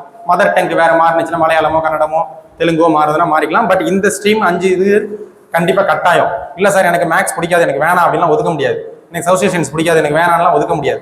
சமூக அறிவியல் பிடிக்காதுலாம். சரியா? அப்ப இதை நீங்க கண்டிப்பா படிக்கணும். ஆனா +1 அப்படி கிடையாது. +1ங்கிறது அதுலயும் லிமிட்டட் சாய்ஸ் தான் இருக்கு. தமிழ்நாட்டில் முன்னாடியெல்லாம் ஒரு 144 குரூப்ஸ் இருந்துச்சு ஆல் ஓவர் தமிழ்நாடு. 20 இயர்ஸ்க்கு பேக். இப்போலாம் இல்லை, இப்போ மேக்ஸிமம் சுருக்கிட்டாங்க. 4 கோர்ஸ் தான். ஒன்று வந்து மேக்ஸ் பயாலஜி, இல்லை மேக்ஸ் கம்ப்யூட்டர் சயின்ஸ், இல்லை காமர்ஸ் கம்ப்யூட்டர் சயின்ஸ், இல்லை காமர்ஸ் வித் பிஸ்னஸ் மேக்ஸ், இல்லை history with economics political science humanities group, இல்லை பியூர் சயின்ஸ், இல்லை சில ப்ரைவேட் ஸ்கூல்ஸில் pure science with computer science, biology with computer science வச்சிருக்காங்க. இதுதான் குரூப்ஸே இருக்கு. சரிங்களா? அப்போ நீங்கள் இதுக்குள்ள ஒரு சாய்ஸை எடுத்தாகும். சரியா? நீங்கள் எப்படி கேரியரை சூஸ் பண்ணுறீங்கன்னா, ஒரு குழந்தைக்கு 6th 7th 8th தனிப்பட்ட திறமைகள்லாம் இருந்துச்சுன்னா கண்டிப்பாக அது ரிலேட்டடாக தேர்ந்தெடுங்க. ரொம்ப ரொம்ப நல்லது. தனிப்பட்ட திறமை எதுவும் இல்லைன்னா அகாடமிக் ஓரியன்டாக வாங்க. ஓகேவா? நீங்கள் உங்களுதுலேயே எது ஸ்ட்ராங்குன்னு பாருங்க. ஒன்று அகாடமிக் ஓரியன்ட் ஸ்ட்ராங்கா, இல்லை தனிப்பட்ட திறமைகள் சார்ந்து ஸ்ட்ராங்கா. தனிப்பட்ட திறமை நான் ஆல்ரெடி முன்னாடி சொன்னேன், அதே மாதிரி தான். டான்ஸு, டிராயிங்கு, பெயிண்டிங்கு, எது வேணாலும், ஃபைன் ஆர்ட்ஸ் ரிலேட்டடா, இல்லை ஸ்போர்ட்ஸ் ஆக்டிவிட்டிஸ் ரிலேட்டடாக எது வேணாலும் எடுத்துக்கங்க. எல்லாத்துக்கும் பெரிய ஆள் ஆகலாம். எல்லாத்துக்கும் எஜுகேஷனும் இருக்கு. ஒவ்வொன்றுத்துக்கும் ஸ்பெஷலைஸ்டு எஜுகேஷன் இருக்கு. அதுக்கான இன்ஸ்டியூட்ஸ்லாம் நான் வரிசையாக சொல்கிறேன். சரிங்களா? ஸோ அப்போ இதுக்கு மட்டும்தான் மெடிசின் மட்டும்தான் படிப்பு, இன்ஜினியரிங் மட்டும்தான் படிப்பு அப்படின்லாம் கிடையாது. எல்லாத்துக்கும் படிப்பு இருக்கு. சின்ன நெயில்னா நெயிலை பற்றி ஒரு படிப்பு இருக்கு. சின்ன ஹேர்னா ஹேரை பற்றி ஒரு படிப்பு இருக்கு. ஓகேவா? சின்ன பாதத்தில் ஆரம்பிச்சு தலை வரைக்கும் இருக்க எல்லாத்த பற்றியும் படிப்பு இருக்கு. நம்ம அதுக்கெல்லாம் தெரியறது இல்லை. அதனால நம்ம தெரிஞ்ச ஒரு 4 ஸ்ட்ரீமுக்குள்ளேயே நம்ம போயிட்டு இருக்கோம். ஓகேவா? அப்ப அது மாதிரி தனிப்பட்ட திறமைகள்லாம் இருந்தா அது ரிலேட்டடா தேர்ந்தெடுங்க. தனிப்பட்ட திறமைகள் இல்லைன்னா அகாடமிக் ஓரியன்டா வந்துருங்க. ஓகேவா? அதெல்லாம் நீங்க ஒரு 6th 7th முடிவு பண்ணிடணும். நமக்கு தனிப்பட்ட திறமையெல்லாம் ஒன்றும் இல்லை, அப்ப நம்ம அகாடமிக் ஓரியன்டா வந்துடணும் அப்படின்னு சொல்லிட்டு. அகாடமிக்ல நீங்க எது ஸ்ட்ராங்குன்னு பாருங்க. ஓகேவா? அகாடமிக்னா படிப்பு. ஓகேவா? கல்வி சார்ந்து. அப்ப உங்களுக்கு தெரிஞ்ச சப்ஜெக்ட்ஸ் 5. சரியா? இதுக்கு பேரண்ட்ஸ் நீங்க என்ன பண்ணணும்? சப்போஸ் சின்ன பேரண்ட்ஸா இருந்தீங்க, சின்ன வயசு சிறு குழந்தைங்க 3 வயசு 4 வயசு 5 வயசுலாம் இருந்தீங்கன்னா நீங்க நிறைய இன்ட்ரோடியூஸ் பண்ணணும் குழந்தைங்களுக்கு. ஒவ்வொன்றுத்தையும் இப்போ 2 வீலர்ல வச்சு சுத்துறோம், இல்லை கார்ல சுத்துறோம், இல்லை நடந்து போறோம், ஒவ்வொன்றுத்தையும் கவனிக்க சொல்லணும். அதுங்களுக்கு புரியாதுன்னு நம்ம நினைச்சுப்போம். ரொம்ப கொஸ்டின் கேட்டால் கூட சில பேரண்ட்ஸ் திட்டுவாங்க, சில பேரண்ட்ஸ் சொல்லி தருவாங்க. பட் ஆனால் நம்ம சொல்லி கொடுக்கணும். இப்போ 2 வீலர்ல போறோம், ஒரு போர்டு இருக்கு. ஓகே, இந்த ஹார்ட்வேர்ஸ்னு போர்டு இருக்கு. ஹார்ட்வேர்ஸ்னா என்ன தெரியுமா பாப்பா, இல்லை ஹார்ட்வேர்ஸ்னா என்ன தெரியுமா தம்பி அப்படின்னு சொல்லிட்டு நம்ம இன்ட்ரோடியூஸ் பண்ணணும். அல்லது ஒரு நியூஸ் பேப்பர் படிக்கிறோம், அதில் ஒரு ஹெட்டிங் வருது, இது ரிலேட்டடாக நம்ம சொல்லிக் கொடுக்கணும். சின்னதாக ஒரு சாக்லேட் வாங்குது, முன்னாடி சாக்லேட்டே போகும், டைரி மில்க் வாங்குது. டைரி மில்க் வாங்கினா டைரி மில்கோட மேனுஃபேக்சரர் யாரு அப்படின்னு போய் பாரு அப்படின்னு சொல்லணும். பின்னாடி திருப்பினோன்னா மேனுஃபேக்சர்டு பை அப்படின்னு இருக்கும், கேட்பரிஸ் இந்தியா லிமிடெட் அப்படின்னு இருக்கும். அப்போ கேட்பரிங்கிற கம்பெனி தான் பாப்பா டைரி மில்கை தயாரிக்குது அப்படின்னு சொல்லி கொடுக்கணும். ஓகேவா? அடுத்தது என்ன பிடிக்கும்? Maggi, 2 minutes noodles. எல்லா டீச்சர்ஸு பேரண்ட்ஸு எல்லாருமே செய்கிறது உடனே இமீடியேட்டு நூடுல்ஸ் செய்கிறோம்னா நூடுல்ஸோட மேனுஃபேக்சரர் யாரு? நெஸ்லே. நெஸ்லேங்கிறது எந்த கம்பெனி, எந்த நாட்டோட சேர்ந்தது, அவங்க என்னென்ன ப்ராடக்ட்லாம் செய்கிறாங்கன்னு சொல்லிட்டு சின்ன பிள்ளைலேருந்தே ஒவ்வொரு ஆக்டிவிட்டீஸும் நீங்கள் சொல்லி கொடுத்தீங்கனாலே அந்த பசங்களுக்கு கொஞ்சம் கொஞ்சமாக கேதர் பண்ணுவாங்க. உலகத்தில் நடக்கிற அனைத்து விஷயங்களும், அது பாலிடிக்ஸ் ரிலேட்டடாக சொல்லிக் கொடுங்க. ஒரு சின்ன சினிமா பார்க்குறோம், குழந்தைங்களை கண்டிப்பாக சினிமா கழிச்சிட்டு போவோம், இல்லை நீங்களே போவீங்க. சினிமாவில் என்னெல்லாம் கவனிப்பீங்க? இப்போ லேட்டஸ்ட்டாக என்ன படம் பார்த்தீங்க? யார் அதிகமாக படம் பார்ப்பா? சப்பையில் பாரு, சொல்லுங்க, என்ன படம் பார்த்த? சொல்லு. விடாமுயற்சி. விடாமுயற்சி என்ன கவனிச்ச? ஃபைட்டு கவனிச்ச. எடுத்தோடனே என்ன கவனிச்ச? சின்ன நம்ம பேரண்ட்ஸ் எப்படி சொல்லி வளர்க்கணும்னா, பேரண்ட்ஸ்ல நீங்களே கூட கத்துங்க. சரிங்களா? ஃபர்ஸ்ட் எடுத்தோடனே என்ன போடுவான்? சென்சார் சர்டிஃபிகேட் போடுவான். ஓகேவா? சென்சார் சர்டிஃபிகேட்ல யூனா எல்லாரும் பார்க்கலாம், யூ பார் ஏனா அடல்ட்ஸ் ஒன்லி, இல்லை 2 பேர் சேர்ந்து பார்க்கலாம். இது மாதிரி இதை எக்ஸ்பிளைன் பண்ணணும். அதுக்கடுத்து மினிட்ஸ் இருக்கும், அதுல 123 hours 12 minutes அப்படின்னு இருக்கும். இதை வந்து அந்த குழந்தைங்களுக்கு கவனிக்க சொல்லி கொடுக்கணும். பாப்பா அங்க பாரு, சின்னல ஒரு கிட்ஸ் படம் அழைச்சிட்டு போறீங்க, ஆங்கிரி பேர்ட்ஸ் ஏதோ ஒன்று அழைச்சிட்டு போறீங்க, அது ரிலேட்டடா நம்ம சொல்லி கொடுக்கணும். அங்க பாரு 120 minutes அப்படின்னா 2 மணி நேரம் ஓட போகுது. நம்ம 11 மணிக்கு உள்ள வரோம், அப்ப 12 1 ஒரு 1/2 hour பிரேக்கு, 1:30 மணிக்கு வெளியில போவோம். இப்படி மாதிரி சின்ன சின்ன விஷயங்களை கவனிக்க சொல்லி கொடுத்தாதான் அந்த பசங்களுக்கு ஃபோக்கஸ் கிடைக்கும் எல்லா விஷயத்துலையுமே. எப்படி போர்டு சொல்லி கொடுத்தோம், அதே மாதிரி தான் படமா இருந்தாலும் அந்த பிள்ளைங்க எதுல ஸ்பெண்ட் பண்ணுதோ அது ரிலேட்டடாவே சொல்லிக் கொடுங்க. நீங்களா ஒரு விஷயத்த போய் திணிக்காதீங்க, நீங்க அந்த லெவலுக்கு இறங்கி போய் நீங்க சொல்லிக் கொடுங்க. ஓகேவா? சின்ன டாய்ஸ் கேட்குது, இந்த டாய்ஸ் எதுலேருந்து மேனுஃபேக்சரிங் ஆகுது? பிளாஸ்டிக் எங்கேருந்து வருது பாப்பா? சைனாலேருந்து வருது பாப்பா. நம்ம ஊர்லாம் இல்லை பாப்பா, சைனான்னு ஒரு நாடு இருக்கு, பக்கத்து நாடு, அங்கே நிறைய மேனுஃபேக்சரிங்லாம் பண்ணுவாங்க. இது மாதிரி சின்ன அதுக்கு புரியல, அது கேதர் பண்ணும், சப்கான்சியஸ் மைண்ட்ல போய் சேவ் ஆகிட்டே இருக்கும். பட் இது மாதிரி விஷயங்கள் தான் தெரிய அவங்களுக்கு ஃபீல்டு தெரியும். 10th வரப்ப +2 வரப்ப ஃபீல்டு தெரியும், என்னென்ன ஸ்ட்ரீம்ஸ்லாம் இருக்கு, ஓ இது ரிலேட்டடாக படிக்கலாமா, இது எப்படி தயாராகி வருது அப்படின்னு சொல்லிட்டு. இல்லாட்டினா எப்பயுமே ஸ்ட்ரீமே தெரியாது, எப்பயும் போல இன்ஜினியரிங் மெடிசன் இதே சொல்லிட்டு இருக்கும். இதுவும் படிக்கலாம், தப்பு இல்லை. பட் அதை பத்தி ஒரு ஃபோக்கஸ் இருக்காது. ஒரு டாக்டர் இருக்காரு, உடம்பு சரியில்லை, அழைச்சிட்டு போறோம். இந்த டாக்டர் எப்படி வந்தாருன்னா பாப்பா MBBSன்னு ஒன்று படிச்சாரு. MBBSங்கிறது மெடிசின், பயாலஜிக்கல் ஓரியன்டா படிக்கிறது. அதை முடிச்சுட்டு MDன்னு பின்னாடி போர்டு இருக்கு, எம்டினா மாஸ்டர் ஆஃப் டயக்னோசிஸ், எம்எஸ்னா மாஸ்டர் ஆஃப் சர்ஜரி. இதெல்லாம் சொல்லிக் கொடுக்கணும். அது நீங்கள் வரிசையாக நீங்கள் 10வது வரைக்கும் சொல்லிக் கொடுங்க, 12வது வரைக்கும் சொல்லிக் கொடுங்க, 20 வயசுல சொல்லுங்க, ஏற்கனவே சொல்லிக் கொடுங்க, நீங்களும் கவனிங்க. சரிங்களா? பட் ஆனால் இது வந்து என்ன படிச்சிருக்காரு, அவர் எந்தெந்த காலேஜ்லாம் படிச்சிருக்காரு அப்படின்னு சொல்லிட்டு நீங்கள் ஒவ்வொன்றா நீங்கள் தான் எஃபர்ட் போட்டு டெய்லி ஒரு 1 hour 2 hours குழந்தைங்களோட ஸ்பெண்ட் பண்ணால் போதும். நம்ம ஒன்றும் மித்தபடிலாம் நம்ம டியூட்டியை நம்ம பார்க்கலாம். ஒரு 1 hour அந்த குழந்தைங்கன்னு உட்காந்துட்டு இது மாதிரி ஆக்டிவிட்டீஸ்லாம் உட்காந்து சொல்லி கொடுத்தீங்கனாலே அந்த பசங்களுக்கு தெரியும். அடுத்தது டேபிள்ஸ், சின்ன பிள்ளைகளும் சொல்லி தரது. மேக்ஸில் எப்படி இன்ட்ரெஸ்ட்டை கொண்டு வைக்கிறதுனா 6th 5th வரைக்கும் நான் முன்னாடியே சொல்லிட்டு already tables. Above 6th to 10th வரைக்கும் அபாக்கஸ், மென்டல் எபிலிட்டி, சின்ன கிராஸ்வேர்டு பசில்ஸு. இப்போ நம்ம அப்பா பேர் எழுதுறது, இப்போ என் பேர் ராஜ்குமார், ராஜ்குமார்னா ஆர் ஏ விட்டுறணும், JKUMAR. அப்போ இங்கே என்ன பாப்பா வரும், எழுதுறேன், அப்போ ஏன்னு அது கண்டுபிடிக்கும். ஏன்னா நம்ம அப்பா தான் மறுபடியும் சொல்லி கொடுத்துருப்பேன். அப்போ இதான் பசில்ஸு. இது கிராஸ்வேர்ட்ஸ். அம்மா பேர் எழுது அப்படின்னா அம்மா பேரையும் அப்பா பேரையும் மிங்கிள் பண்ணி ஏதாச்சும் 2 வேர்டை விட்டு இது மாதிரி சின்ன சின்ன ஆக்டிவிட்டிஸ் மூலம் தான் நம்ம சொல்லிக் கொடுக்க முடியும் puzzles. Daily news paper, Hindu paper, Tamil Hindu வாங்கினாலும் சரி, இங்கிலீஷ் ஹிந்து வாங்கினாலும் கிராஸ் பசில்ஸ் வரும். அது மாதிரி சின்ன சின்ன ஆக்டிவிட்டிஸ் மூலம் நீங்கள் கிரிட்டிக்கல் திங்கிங்கை உள்ள பசங்களுக்கு இம்ப்ளிமெண்ட் பண்ணலாம். எல்லா கம்பெனிஸும் கேட்கறது சாஃப்ட் ஸ்கில்ஸ் தான். ஓகேவா? கிராஜுவேஷன்ங்கிறது ஜஸ்ட் ஒரு என்ட்ரி பாயிண்ட் தான். எல்லாமே சாஃப்ட் ஸ்கில் தான் கேட்குறான். சாஃப்ட் ஸ்கில்னா நான் முன்னாடி சொன்ன அந்த 10 பாயிண்ட்லேயே அடங்கிடுது. Critical thinking, problem solving, verbal ability. ஓகேவா? இது எல்லாமே. அது மெயின் லாங்குவேஜ். லாங்குவேஜ் நான் சொல்ல முன்னாடியே மறந்துட்டேன். 5th வரைக்கும் கண்டிப்பாக லாங்குவேஜ் சொல்லி கொடுத்துருங்க. ஒன்று வந்து மதர் டங்கு தமிழ் எல்லாம் நம்ம கண்டிப்பாக சொல்லி கொடுத்துருவோம். அந்த தமிழையும் தெளிவாக எப்படி எழுதணும் அதுக்கு நல்ல எக்ஸாம்பிள்ஸோட உட்காந்து சொல்லி கொடுங்க. ப்ளஸ் இங்கிலீஷ் சார் மிகப்பெரிய பொக்கிஷம் ஆல்ரெடி சொல்லியிருக்கேன். நம்ம ஊரில் மற்ற மன்னாரில் கிடைக்கிறது. நம்ம உலகம் முழுக்க அலைவோம், வேற எங்கெங்கயோ தேடி இருக்கிறத விட்டுட்டு. ஆனால் இது பக்கத்தில் இருக்கிறத கவனிக்க மாட்டோம். அது மாதிரி சீன் சார் வந்து நான் மேடைக்காக வார்த்தைக்காக சொல்ல பை ஹார்ட்லேயும் தான் சொல்கிறேன். ஓகேங்களா? சீன் சார் மிகப்பெரிய எக்ஸ்பர்ட் இங்கிலீஷில். நான் சந்திச்ச மிக தெரிஞ்ச வாத்தியார்கள் 2வது வாத்தியார், முதல் வாத்தியார் மாறன் சார். சார்ட்டே நான் சொல்லியிருக்கேன், நம்ம கவர்மெண்ட் காலேஜ் பிரின்சிபல். ஸோ 2வது ஷெரீன் சார். ஷெரீன் சார்ட்ட அழகாக இங்கிலீஷை கற்றுக்கிட்டீங்கனாலே 5th வரைக்கும் அந்த இங்கிலீஷ்ங்கிறத ஒன்றை வச்சு தான் உலகமே ஏமாத்துது உங்கள்கிட்ட. அது ஏமாத்துது மீன்ஸ் நிறைய காசு பண்ணுறது. எல்லா காலேஜஸாக இருக்கட்டும், ஸ்கூல்ஸாக இருக்கட்டும், எல்லாமே அந்த இங்கிலீஷ்ங்கிற ஆக்டிவிட்டீஸ்லேயே ஏமாத்துறதுனால சார் அது மிகப்பெரிய எக்ஸ்பர்ட்டை சாரை யூஸ் பண்ணிக்கலாம். அந்த 6th to +2 வரைக்கும் நீங்கள் என்ன பண்ணுறீங்கன்னா, அல்லது 10th அகாடமிக்காக வந்துட்டீங்கன்னா 10th சிலபஸ் நீங்கள் படிக்க ஆரம்பிச்சிருவீங்க. அல்லது 6th to 9th ஏதாவது ஒரு ஃபாரின் லாங்குவேஜை கற்றுக்குங்க. ரொம்ப முக்கியம். இல்லை நீங்கள் இப்போ உங்களுக்கு 30 வயசாக இருக்கட்டும், 35 வயசாக இருக்கட்டும், ஃபாரின் லாங்குவேஜை கற்றுக்குங்க. உலகம் முழுக்க வேலை வாய்ப்பு கொட்டி கிடக்கு. மொழின்னு ஒன்று தெரிஞ்சால் போதும். ஓகேவா? மொழி ஒன்று போதும். என்னென்ன லாங்குவேஜஸ்லாம் ரொம்ப டிமாண்டட், வேர்ல்டு லெவலில் டிமாண்டட் லாங்குவேஜஸ்னா, ஒன்று ஜாப்பனீஸு, 2வது ஜெர்மனு, 3வது ஸ்பானிஷு, 4வது அரபிக்கு, 5வது ஃப்ரெஞ்சு. இந்த 5 லாங்குவேஜில் உங்களுக்கு பிடிச்சதை எதை வேணாலும் தேர்ந்தெடுத்துங்க. ஓகேவா? இப்போ ஜாப்பனீஸ்னு எடுத்துக்கிட்டிங்கன்னா 5 லெவல் இருக்குது. N5, N4, N3, N2, N1. ஓகேவா? அது மாதிரி ஃப்ரெஞ்சோ, ஜெர்மனோ, ஸ்பானிஷோ எடுத்துக்கிட்டீங்கன்னா A1, A2, B1, B2, C1, C2 இருக்கு. ஸோ இது மாதிரி ஃபாரின் லாங்குவேஜஸ்ல ஏதோ ஒரு 3 லெவல் 6th ஆரம்பிச்சிட்டிங்கனாலே அந்த பசங்களுக்கு புரிய ஆரம்பிச்சிடும் லாங்குவேஜஸ். ஓகேவா? நீங்கள் ஒன்றும் மேக்ஸ், மேத்தமெட்டிக், கால்குலேஷன் வேற எதுவும் சொல்ல வேண்டியதில்லை. ஜஸ்ட்டு லாங்குவேஜ், அந்த லாங்குவேஜ் எப்படி சொல்லி படிக்கணும் அப்படின்னு என்னை விட சார் நல்லா தெளிவாக சொல்லுவாங்க. அதை எப்படி இங்கிலீஷை கற்றுக்கிட்டீங்க, எப்படி தமிழை கற்றுக்கிட்டீங்க. ஃபர்ஸ்ட் லிசனிங், 2வது ஸ்பீக்கிங்.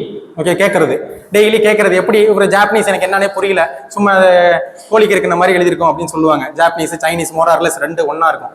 ஜாப்பனீஸில் கூட ஆல்ஃபபெட் இருக்கும், ஹிரகானா, கட்டகானா, காஞ்சி அப்படின்னு சொல்லிட்டு. நம்ம ஊரில் உயிர் எழுத்து, மெய் எழுத்து, உயிர்மெய் எழுத்துன்னு சொல்கிற மாதிரி ஜாப்பனீஸில் இது மாதிரி இருக்கும். ஏன் ஜாப்பனீஸை நான் ரொம்ப மென்ஷன் பண்ணி சொல்கிறேன்னா, வேர்ல்டுலேயே ரொம்ப பாப்புலேஷன் ட்ரை ஆகிற கண்ட்ரி நம்பர் 1ல் இருக்கிறது ஜாப்பனீஸ், ஜப்பான். ஆனால் வேர்ல்டு எக்கனாமிக்கில் 3rd லெவலில் இருக்குது. ஓகேவா? அப்போ அவங்களுக்கு பாப்புலேஷன் சுத்தமாக இல்லை. நம்மளோட இந்தியாவோட ஆவரேஜ் ஏஜ் 28 வயசு.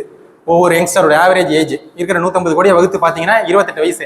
ஜாப்பனீஸோட ஆவரேஜ் ஏஜ் வந்து 49 வயசு. எல்லாருமே ரிட்டையர் ஆகிற ஸ்டேஜில் இருக்காங்க இன்னும் 10 வருஷத்துல. அதனால அவ்வளோ வாண்டட். நீங்கள் எல்லா வேலைக்கும் கூட்டுறது பெருக்கிறதுல ஆரம்பிச்சு மிகப்பெரிய சயின்டிஸ்ட், இன்ஜினியர், டாக்டர் எல்லாத்துக்கும் வாண்டட்.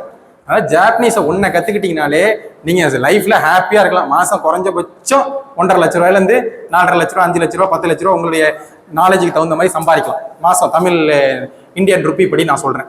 ஸோ ஜாப்பனீஸை கற்றுங்க. அது அடுத்தது ஜெர்மனி. ஜெர்மனிலாம் எடுத்து DWன்னு சேனல்ஸ்லாம் இருக்கும், ஜெர்மன் சேனல்ஸ், அதெல்லாம் பாருங்கள். ஏன்னா German government, Indian government, Japanese government, Indian government எல்லாமே கொலாபரேஷன் பண்ணியிருக்காங்க. எங்களுக்கு ஆள் கொடுங்க, ஆள் கொடுங்க, ஆள் கொடுங்கன்னு. ஏன்னா இந்தியா தான் மிகப்பெரிய மார்க்கெட்டு ஃபார் நமக்கு. எப்படி ஒரு காலத்தில் பாப்புலேஷன் மைனஸ்னாங்களோ இப்போ பாப்புலேஷன் தான் ப்ளஸ்ஸு. சரியா? யங்ஸ்டர்ஸ் இங்கே தான் இருக்காங்க. அதனால தான் உலகம் முழுக்க இருக்க பிஸ்னஸ் எல்லாம் வந்து இங்கே ஆரம்பிக்கிறாங்க.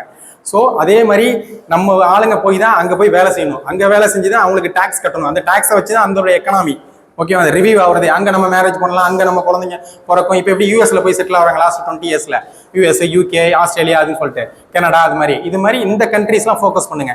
எல்லாரும் போட்டி அதிகம் உள்ள துறையை தான் தேர்ந்தெடுப்பாங்களே தவிர போட்டி இல்லாத ஒரு வாய்ப்பை யாரும் பார்க்கவே மாட்டாங்க. இன்ஜினியரிங்னா இன்ஜினியரிங் போயிட்டே இருப்பாங்க. நீட்னா நீட் மட்டும் ஃபோக்கஸ் பண்ணுவாங்க. நீட்ல 25 லட்சம் அப்ளிகேஷன். ஓகேவா? அதே நீட் இல்லாமல் மெடிசன் சார்ந்து படிக்கிறதுக்கு அடுத்தது சொல்றேன், ஒரு 20,000 அப்ளிகேஷன் கூட வராது. இன்ஜினியரிங்க்கு நார்மலாக இந்தியா முழுக்க படிக்கிறது 35 லட்சம் பேர். அதே இன்ஜினியரிங்ல சில கோர்சஸ் இருக்கு 500 பேர் தான் படிப்பாங்க இந்தியாவிலேயே. பயங்கர டிமாண்டான கோர்சஸ். 35 லட்சம் பேர் எங்க இருக்காங்க, 500 பேர் எங்க இருக்காங்க? நம்ம போட்டி போட வேண்டியது யாரோட? இது மாதிரி போட்டியே அதிகம் இல்லாது இது மாதிரி countries, Japanese, ஜெர்மனு, French, Spanish. French ஒன்று கற்றுக்கிட்டிங்கன்னா தாராளமாக கிட்டத்தட்ட ஒரு 27 செங்கன் விசா அப்படின்னு சொல்லுவாங்க, செங்கன் கண்ட்ரிஸ் யூரோப்பில். அதில் மேக்ஸிமம் ஒரு 7-8 கண்ட்ரியில் நீங்கள் சர்வே ஆகிடலாம். பிரான்ஸில் சர்வே ஆகலாம், ஜெர்மனில் சர்வே ஆகலாம், சுவிட்சர்லாண்டில் சர்வே ஆகலாம், லக்சம்பர்க் உலகத்திலேயே அதிகம் சம்பளம் தர country Luxembourg. Financial capital of the world. எல்லா ஃபினான்ஷியல் ஹெட் குவார்ட்டரும் லக்சம்பர்க்ல இருக்கும். ஆனால் லக்சம்பர்க்னு ஒரு கண்ட்ரி இருக்குன்னே நிறைய பேருக்கு தெரியாது. ஓகேவா? ஸோ இதில் இங்கெல்லாம் வந்து ஜெர்மன் அல்லது ஃப்ரெஞ்சு தெரிஞ்சாலே நீங்கள் சர்வே ஆகிடலாம். சரி, அதனால நீங்கள் 5th வரைக்கும் இங்கிலீஷை படிங்க, இங்கிலீஷை கற்றுங்க, தமிழை தெளிவாக பிழை இல்லாமல் எழுத கற்றுங்க. 6th to 10th அதே இங்கிலீஷ் தமிழை படிங்க. பியாண்ட் இந்த 2 hours சொன்னேன், 2 hours ஒரு 1/2 hour இதுக்குன்னு ஒதுக்குங்க, இல்லை ஃபாரின் லாங்குவேஜ் எக்ஸ்பர்ட்டுக்குன்னு. அந்த ஃபாரின் லாங்குவேஜ் கற்றுங்க. இதுக்குன்னா அந்த கூட்டத்திலேருந்து பிரியறதுக்காக தான் சொல்கிறேன். இல்லாட்டினா ஃபாரின் லாங்குவேஜ் படிக்கணும்னு அவசியம் இல்லை. கூட்டத்திலேருந்து பிரிங்க. இத்தனை பேர் இருக்கிறத நம்ம எப்படி தனித்துவமாக இருக்கும் அப்படி கேட்கறதுனால ஃபாரின் லாங்குவேஜ் கண்டிப்பாக ஒவ்வொருத்தரும் கற்றுக்குங்க. 1 வருஷம் ட்ரை பண்ணுங்க, இல்லை 6 மாதம் ட்ரை பண்ணுங்க, இல்லை 2 வருஷம் ட்ரை பண்ணுங்க, கண்டிப்பாக படிக்க ஆரம்பிச்சிருவீங்க. ஓகேவா? இதுக்கெல்லாம் JLPTன்னு ஒரு எக்ஸாம் இருக்கு. Japanese language proficiency test.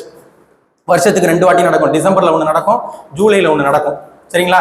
யூடியூப்லேயே ஃப்ரீயாக படிக்கலாம் உட்காந்துட்டு. நமக்கு உண்மையிலேயே இன்ட்ரெஸ்ட் இருக்குன்னா, இல்லை நான் முன்னாடியே சொன்னேன் அதையும் இதில் இம்ப்ளிமெண்ட் பண்ணணும். 10 நாள் 20 நாள் உட்காந்து படிக்கணும். பிரெஞ்சை படிக்கணும் அல்லது ஜாப்பனீஸை படிக்கணும். உண்மையிலேயே நமக்கு அது புரியுது. தமிழோட மேக்ஸிமம் மிங்கிள் ஆகும் ஜாப்பனீஸ். ஓகேவா?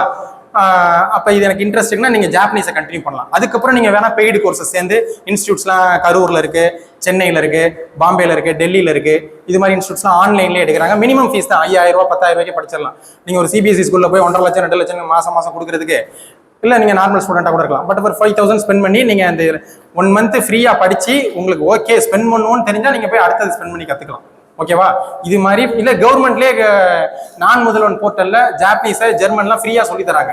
ஸோ அது மாதிரி போய் லாகின் பண்ணி கூட அதுலேயும் போய் படிங்க. நான் முதல்வன் போர்ட்டல் அப்படின்னு போயிட்டு போனீங்கன்னா ஃபாரின் லாங்குவேஜஸை Tamil Nadu skill development corporation of இந்தியாவே, தமிழ்நாடு ஸ்கில் டெவலப்மெண்ட் கார்பரேஷனே பண்ணுறாங்க. ஸோ அது மாதிரி லாங்குவேஜ் கற்றுக்குங்க கண்டிப்பாக. ஓகேவா?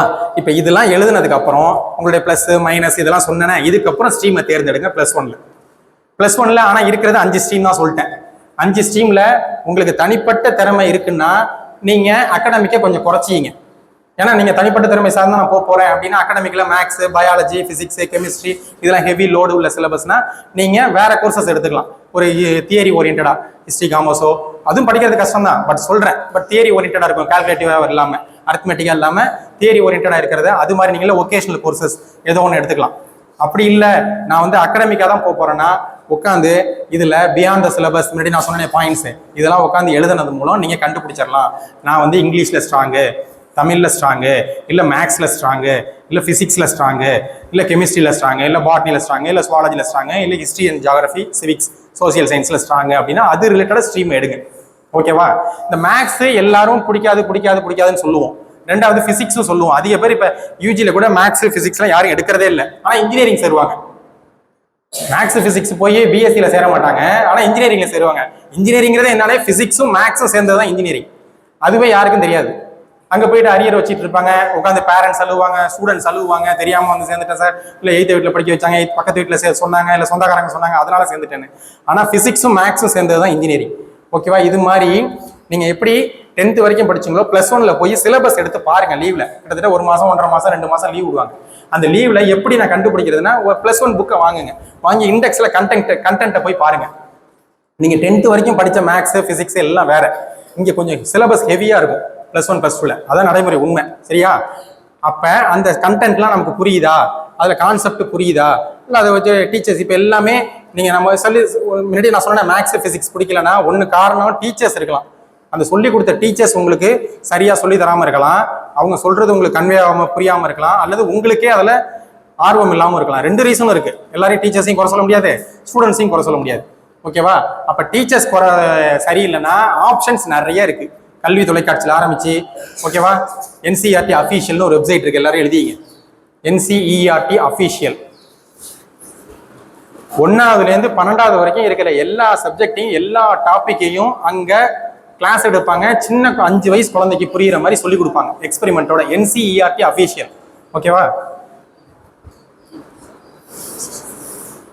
அதே மாதிரி எஸ்சிஆர்டி இருக்கு, கல்வி தொலைக்காட்சிலையும் இருக்கு, நிறைய சொல்லி தராங்க. இது இல்லாமல் யூடியூப்ல எக்கச்சக்க டீச்சர்ஸ் எடுக்கிறாங்க பாடம். நமக்கு ஆர்வமும் தேடல் தான் வேணும். தேடல் இருந்துச்சுன்னா மேக்ஸே 1000 மேக்ஸ் டீச்சர்ஸ் சொல்லி தராங்க. ஓகேவா? பிசிக்ஸ் நிறைய பேர் சொல்லி தராங்க. ஸோ இதெல்லாம் நம்ம போய் பார்க்கலாம். இந்த எல்எம்இஎஸ்ன்னு ஒரு அகாடமி இருக்கு, லெட்ஸ் மேக் எஜுகேஷன் சிம்பிள்னு. அதில் ஃப்ரீ வீடியோஸ்லாம் நிறையா இருக்கும். அதெல்லாம் பார்த்து நீங்கள் கண்டுபிடிச்சிக்கலாம். ஓகே, உண்மையிலேயே நமக்கு ஃபிசிக்ஸில் இன்ட்ரெஸ்ட் இருக்குது அப்படின்னு சொல்லிட்டு. இல்லை எனக்கு பாட்னி சுவாலஜியில் தான் இன்ட்ரெஸ்ட் அப்படின்னா அது ரிலேட்டடாக எல்லாத்துக்கும் வீடியோஸ் இருக்குது, எல்லாத்துக்கும் கிளாஸஸ் இருக்குது. இனிமேல் உலகமே நம்ம மொபைல் ஒன்று போதும். மொபைல் எல்லாரும் த்ரெட்டன் பண்ணுவாங்க. த்ரெட்டன் மீன்ஸ் மைனஸ் மைனஸ் மைனஸ்வாங்க. நான் சொல்கிறது ப்ளஸ்ஸாக தான் சொல்லுவேன். மொபைலுங்கிறது ப்ளஸ்ஸு. ஓகேவா? இப்போ நாங்கள் படித்த காலத்துலலாம் ஒரு இன்ஃபர்மேஷன் கிடைக்கிறோம்னா கிட்டத்தட்ட ஊராக சுற்றணும். இல்லை ஃப்ரெண்ட்ஸ் யாராச்சும் இங்கேருந்து கிளம்பி போகணும், ஒரு 10 கிலோமீட்டர் 20 கிலோமீட்டர். இல்லை யாரோ சொந்தக்காரங்க யாராச்சும் ஒருத்தர் சொல்லணும். அவங்களும் இல்லைன்னா நமக்கு இன்ஃபர்மேஷன் இல்லை. நம்ம எல்லாம் கிராமத்தில் இருப்போம், மெட்ராஸில் நம்ம பெரிய பட்சத்தை யாராச்சும் ஒருத்தர் இருப்பார், இல்லை பக்கத்து வீட்டு அண்ணன், ஊரில் ஒரு கிராமத்தில் ஒரு அண்ணன், அவர் ஏதோ படிச்சு நான் இதை இங்கே படிச்சேன்டான்னு சொன்னால் மட்டும் தான் நமக்கு ஒரு இன்ஃபர்மேஷன் கிடைக்கும். அதுக்கடுத்தது என்ன வந்துச்சு, நியூஸ் பேப்பரில் கொஞ்சம் எழுத ஆரம்பிச்சாங்க 1995 2000 அந்த ரேஞ்சில். அதுக்கப்புறம் இன்டர்நெட் வந்துச்சு. அதிகம் பூம் ஆனது எப்போ, 2010க்கு அப்புறம். ஓகேவா? கொஞ்சம் இன்டர்நெட்லாம் கூகுள்லாம் வந்தோன்னா நம்ம சர்ச் பண்ணி ஆரம்பித்தோம். அது தேடல் உள்ளப்ப கொஞ்சம் கண்டென்ட் கிடைச்சிது. 2015க்கு அப்புறம் இந்த மொபைல்னு ஒன்று, ஸ்மார்ட் ஃபோன்னு வந்ததுக்கப்புறம் தான் உலகமே ஆக்சஸ் ஆனிச்சு கையில். இப்போ நம்ம இங்கேருந்து கூகுள் பேலேருந்து, ஃபோன்பேலேருந்து, யூஎஸ்க்கு யூகேக்கு எல்லாருக்கும் பணம் அனுப்புறதுலேருந்து இப்போ என்ன நடக்குது அங்கே யூஎஸ்ல அப்படிங்கிறத தெரிஞ்சுக்கிறோம்னா, இல்லை உலகத்தில் எங்கேயோ ஒரு அண்டார்டிகாவில் என்ன நடக்குதுன்னு தெரிஞ்சுக்கிறோம்னா அது மொபைல். அந்த மொபைலை நம்ம குழந்தைங்களுக்கு நல்ல விதமாக ஆக்சஸ் பண்ண சொல்லி கொடுக்கணும். அதுதான் நம்ம பேரண்ட்ஸ் கையில இருக்கு, உங்க கையிலையும் அதான் இருக்கு. மொபைலில் போய் இப்போ என்சிஆர்டி அஃபீஷியலாக சின்ன பிள்ளையே சொல்லிக் கொடுக்கணும். சின்ன பிள்ளையிலே அவங்களுக்கு புரியுற மாதிரி மேக்ஸு, அது ஒரு கதையோட மேக்ஸ் எல்லாம் சொல்லி தராங்க. அது மாதிரி சேனல்ஸ்லாம் இருக்கு. அது மாதிரி ரிலேட்டடாக சொல்லி கொடுத்தீங்கனாலே அந்த பசங்களுக்கு ஆர்வம் வந்துடும்.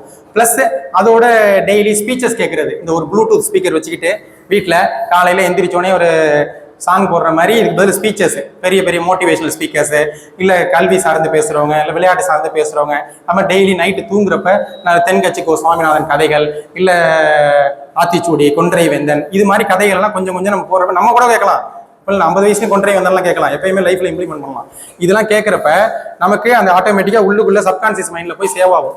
ஸோ அப்போ இதெல்லாம் நமக்கு பின்னாடி லைஃப்பில் யூஸ் ஆகும். சரியா? அப்போ இது மாதிரிலாம் உட்காந்து கண்டென்ட் எல்லாம் எடுத்து பார்த்தீங்கன்னா நீங்கள் +1ல் ஒரு குரூப் எடுக்கலாம். சரியா? +1ல் குரூப்பில் உங்களுக்கு மேக்ஸ் பயாலஜி வேணும்னா கண்டிப்பாக மேக்ஸ் பயாலஜி எடுங்க. இல்லை எனக்கு வந்து ஃபிசிக்ஸ் தான் சார் ஸ்ட்ராங்கு, மேக்ஸ் தான் ஸ்ட்ராங்னா மேக்ஸ் கம்ப்யூட்டர் சயின்ஸ் எடுங்க. சரிங்களா? ஆனால் மேக்ஸிமம் சேஃப்டியான கோர்சஸ் வந்து மேக்ஸ் பயாலஜி. எனக்கு எது திரும்பியும் நான் டைலமோலையே தான் இருக்கேன், எனக்கு என்ன பண்ணுறதுனே தெரியல அப்படின்னா மேக்ஸ் பயாலஜி சேஃப்டி. ஏன்னா எது வேணாலும் சேர்ந்துக்கலான்னு ஒரு ஆப்ஷன் இருக்குது. எந்த கோர்ஸ் வேணாலும் நீங்கள் படிக்கலாம் மேக்ஸ் பயாலஜி படிச்சிட்டிங்கன்னா. அது மேக்ஸ் பயாலஜி. ஆனால் சிலபஸ் நீங்கள் அந்தளவுக்கு பொட்டன்ஷியலாக இருக்கணும்னு பாருங்கள். இல்லை இப்போ நான் சொன்னதை நம்ம பேசுனதை வச்சு, இல்லை நீங்கள் எதுவும் சொந்தமாக ஆராய்ச்சி பண்ணதை வச்சு ஒரு லைஃப் ஸ்ட்ரீம் எடுத்துட்டிங்கன்னா அது ரிலேட்டடாக போங்க. எனக்கு ஃபோக்கஸ் வந்து ஹிஸ்ட்ரி ஜாகிரஃபி தான் அப்படியே ஹிஸ்ட்ரி ஜாகிரஃபி போங்க, தப்பே இல்லை. சரியா? எனக்கு ஃபோக்கஸ் வந்து ஒன்லி பியூர் சயின்ஸ் தான், சுவாலஜி ஓரியன்டா பயாலஜி ஓரியன்டா நான் படிக்க போகிறேன் அப்படின்னா பியூர் சயின்ஸ் எடுங்க. இல்லை எனக்கு எல்லாமே பிஸ்னஸ், காமர்ஸ், எக்கனாமிக்ஸ், பொருளாதாரம், வணிகம் இது சார்ந்து தான் படிக்க ஆசை அப்படின்னா எக்கனாமிக்ஸ் வித் காமர்ஸ், அதுலேயும் பிஸ்னஸ் மேக்ஸ் எடுங்க. எங்கேயுமே கூட மேக்ஸை வச்சிங்க, அது ரொம்ப நல்லது. சரிங்களா? மேத்தமெட்டிக்கல் மேக்ஸில் 40 மார்க் கூட எடுங்க, தப்பு இல்லை. ஆனால் மேக்ஸை கூடவே வச்சுக்கிறது ரொம்ப நல்லது. மேக்ஸ் அவாய்ட் பண்ணாதீங்க. அதுதான் சின்ன கால்குலேஷன்ஸ்லாம் நமக்கு சொல்லிக் கொடுக்க உதவும். இன்னொன்று டாப் காலேஜ் போகிறப்பெல்லாம் இந்த மேக்ஸை கை கொடுக்கும். இப்போ நீங்கள் எக்ஸாம்பிளுக்கு ஒரு +2 முடிச்சிட்டிங்க, ஒரு பிகாம் சேரணும், லயோலாவில் சேரணும். லயோலாவில் காமர்ஸ் வித் மேக்ஸ் இருக்கிறவங்க, பிஸ்னஸ் மேக்ஸ் இருக்கிறவங்க மட்டும்தான் ஃபஸ்ட்டு மார்க் கொடுப்பாங்க. நீங்களும் 600/600, இன்னொருத்தரும் 600/600, அல்லது 590, இல்லை 550, இல்லை 500. ஆனால் உங்கள்கிட்ட மேக்ஸ் இல்லை, அந்த பையன்கிட்ட மேக்ஸ் இருக்குன்னா மேக்ஸ் உள்ளவங்களுக்கு தான் சீட்டு கொடுப்பாங்க. ஸோ பிஸ்னஸ் மேக்ஸ் அந்த நீங்கள் படிக்கிற மேக்ஸ் கம்ப்யூட்டர் சயின்ஸ் அளவுக்கு இருக்காது, அதை விட கொஞ்சம் தான் இருக்கும் இதில் சிலபஸ். ஸ்டாட்டிஸ்டிக்ஸ் வித் மேக்ஸ் அது மாதிரி எடுங்க. அப்போ +1 சொல்லிட்டேன்னா தெளிவா? +1ல எதுவும் டவுட்ஸ் இருக்கா? உங்கள் ஸ்ட்ரென்த் வீக்னஸை வச்சு ஸ்ட்ரீம் எடுங்க. சரியா? இதுக்கப்புறம் எப்படி சார் நான் ஹையர் எஜுகேஷனுக்கு போகிறது? இப்போ தான் நான் பேச வேண்டிய ஸ்ட்ரீமுக்கே வந்திருக்கேன். அதுக்கே டைம் என்னாச்சு, கிட்டத்தட்ட 6 ஆயிடுச்சு. ஓகேவா? அப்ப +2க்கு அப்புறம் எப்படி நம்மளுடைய ஸ்ட்ரென்த்தை கண்டுபிடிக்கிறது? நான் இனிமே சொல்ல போறதெல்லாம் அகாடமிக் ஓரியன்டா. ஏன்னா நீங்க தனித்துவமா திறமைனா நீங்க அதுலயே வந்துருவீங்க. அதுக்கு ரிலேட்டடா நீங்க ப்ராக்டிஸ் பண்ணிக்கிட்டே இருப்பீங்க. அது பண்ணுங்க. அது ரிலேட்டடா என்னென்ன வாய்ப்பு இருக்குன்னு நான் சொல்றேன். சரிங்களா? அப்ப அகாடமிக் ஓரியன்டா வந்துட்டீங்கன்னா ஆஃப்டர் +2 உங்களுக்கு தெரிஞ்சு என்னென்ன என்ட்ரன்ஸ் எக்ஸாம்லாம் இருக்கு இந்தியா லெவல்ல?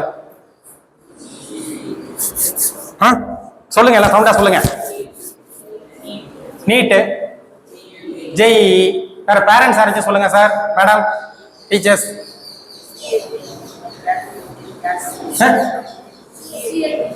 CUET. வேற வேற ஏதாவது சொல்லுங்க. இன்டராக்ஷனா இருந்தா நல்லா இருக்கும். நானே பேசிட்டு இருந்தா ஒரு மாதிரி இருக்கும். வேற ஏதாவது என்ட்ரன்ஸ் தெரியுமா?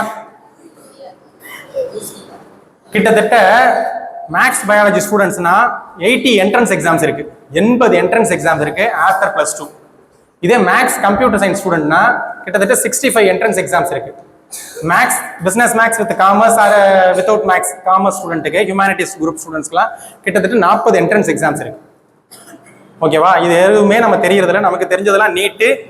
அது இப்போ 10 வருஷமா நீட் வந்ததுக்கு அப்புறம் தான் தெரியும். ஜேஇ அதிகபட்சம் ஒரு 5 வருஷமா தெரியும். அதுக்கு முன்னாடி ஜேஇ தெரியாது. அது 30 வருஷமா நடந்துகிட்டு இருக்கு. ஓகேவா? ஆனா நம்ம இது எதுலையுமே கான்சென்ட்ரேஷன் பண்ணாம எடுத்த அந்த 2 ஸ்ட்ரீம் தான் அப்படின்னு நினைக்கிறோம்.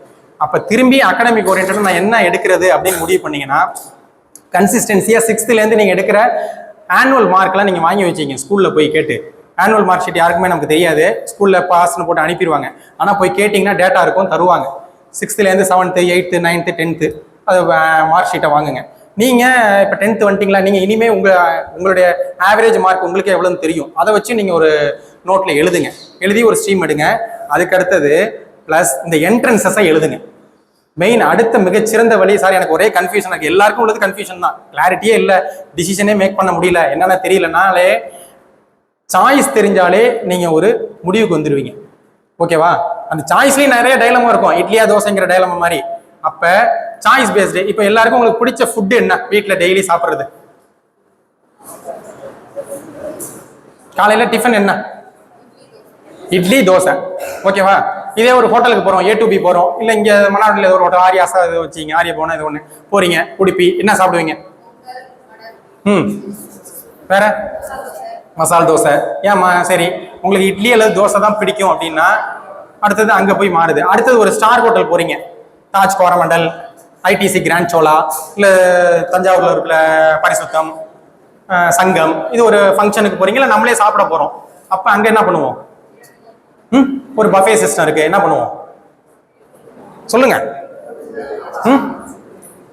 ராடிசன் ஹோட்டல் இது மாதிரி டாப்ஸ் ஹோட்டல் போறப்ப என்ன மெனு கார்டு பார்ப்போம். அல்லது பஃபே சிஸ்டம்னா எல்லாத்துலயும் கொஞ்சம் கொஞ்சம் சாப்பிடுவோம். ஒரு மேரேஜுக்கு போறீங்க, கொஞ்சம் கொஞ்சம் சாப்பிடுவோம். அதுல எதுக்கு நமக்கு பிடிச்சிருக்கோ அதுல கொஞ்சம் நிறைய வாங்கி சாப்பிடுவோம். ஓகேவா? அப்ப உங்களுக்கு இட்லி தோசை தான் பிடிக்கும்னா நீங்க எங்க போனாலும் இட்லி தோசையை தான் சாப்பிடணும். அப்ப இன்ட்ரெஸ்ட்ங்கிறது ஒரு மித்துனா மாயை. சரியா? இன்ட்ரெஸ்ட்ங்கிறது மாறிக்கிட்டே இருக்கும். ஆனா நம்ம எல்லாரும் மோட்டிவேஷனல் ஸ்பீக்கர்ல இருந்து எல்லாரும் என்ன சொல்லுவாங்க? இன்ட்ரெஸ்ட் நோக்கி போ, இன்ட்ரெஸ்ட் நோக்கி போ, இன்ட்ரெஸ்ட் நோக்கி போங்க. அது தப்பு என்ன பொறுத்தவரை. சில பேருக்கு சரியா கூட இருக்கலாம். சரியா? இன்ட்ரெஸ்ட் எப்படின்னா மாறிக்கிட்டே இருக்கும். உங்களுக்கு 5 வயசுல பிடிச்சது 6வது வயசுல பிடிக்காது, 6 வயசுல பிடிச்சது 7வது வயசுல பிடிக்காது. இந்த கிறிஸ்மஸ்க்கு ஒரு ட்ரெஸ் கேட்பீங்க, அதே ட்ரெஸ் அடுத்த கிறிஸ்மஸ்க்கு கேட்க மாட்டீங்க, வேற ட்ரெஸ் கேட்பீங்க. ஓகேவா? அப்ப எப்படி சாய்ஸ் தெரிய தெரிய தெரிய உங்களுக்கு டேஸ்ட் பண்ணலாம் எல்லாத்துலயும். ஃபுட்டுல இது மாதிரி இருக்கோ அதே மாதிரி தான் படிப்புலையும். படிப்புல சாய்ஸ் தெரிய தெரிய தெரிய உங்களுக்கு எக்ஸ்போஷர் கிடைக்கும் அதிகமா. இதுக்கு பதில் நம்ம அதை பண்ணிருக்கலாம் அப்படின்னு சொல்லிட்டு. ஓகேவா? அதனால என்ட்ரன்ஸஸை எழுதுங்க மேக்ஸிமம். இது ஒரு வழி நான் சொன்னது.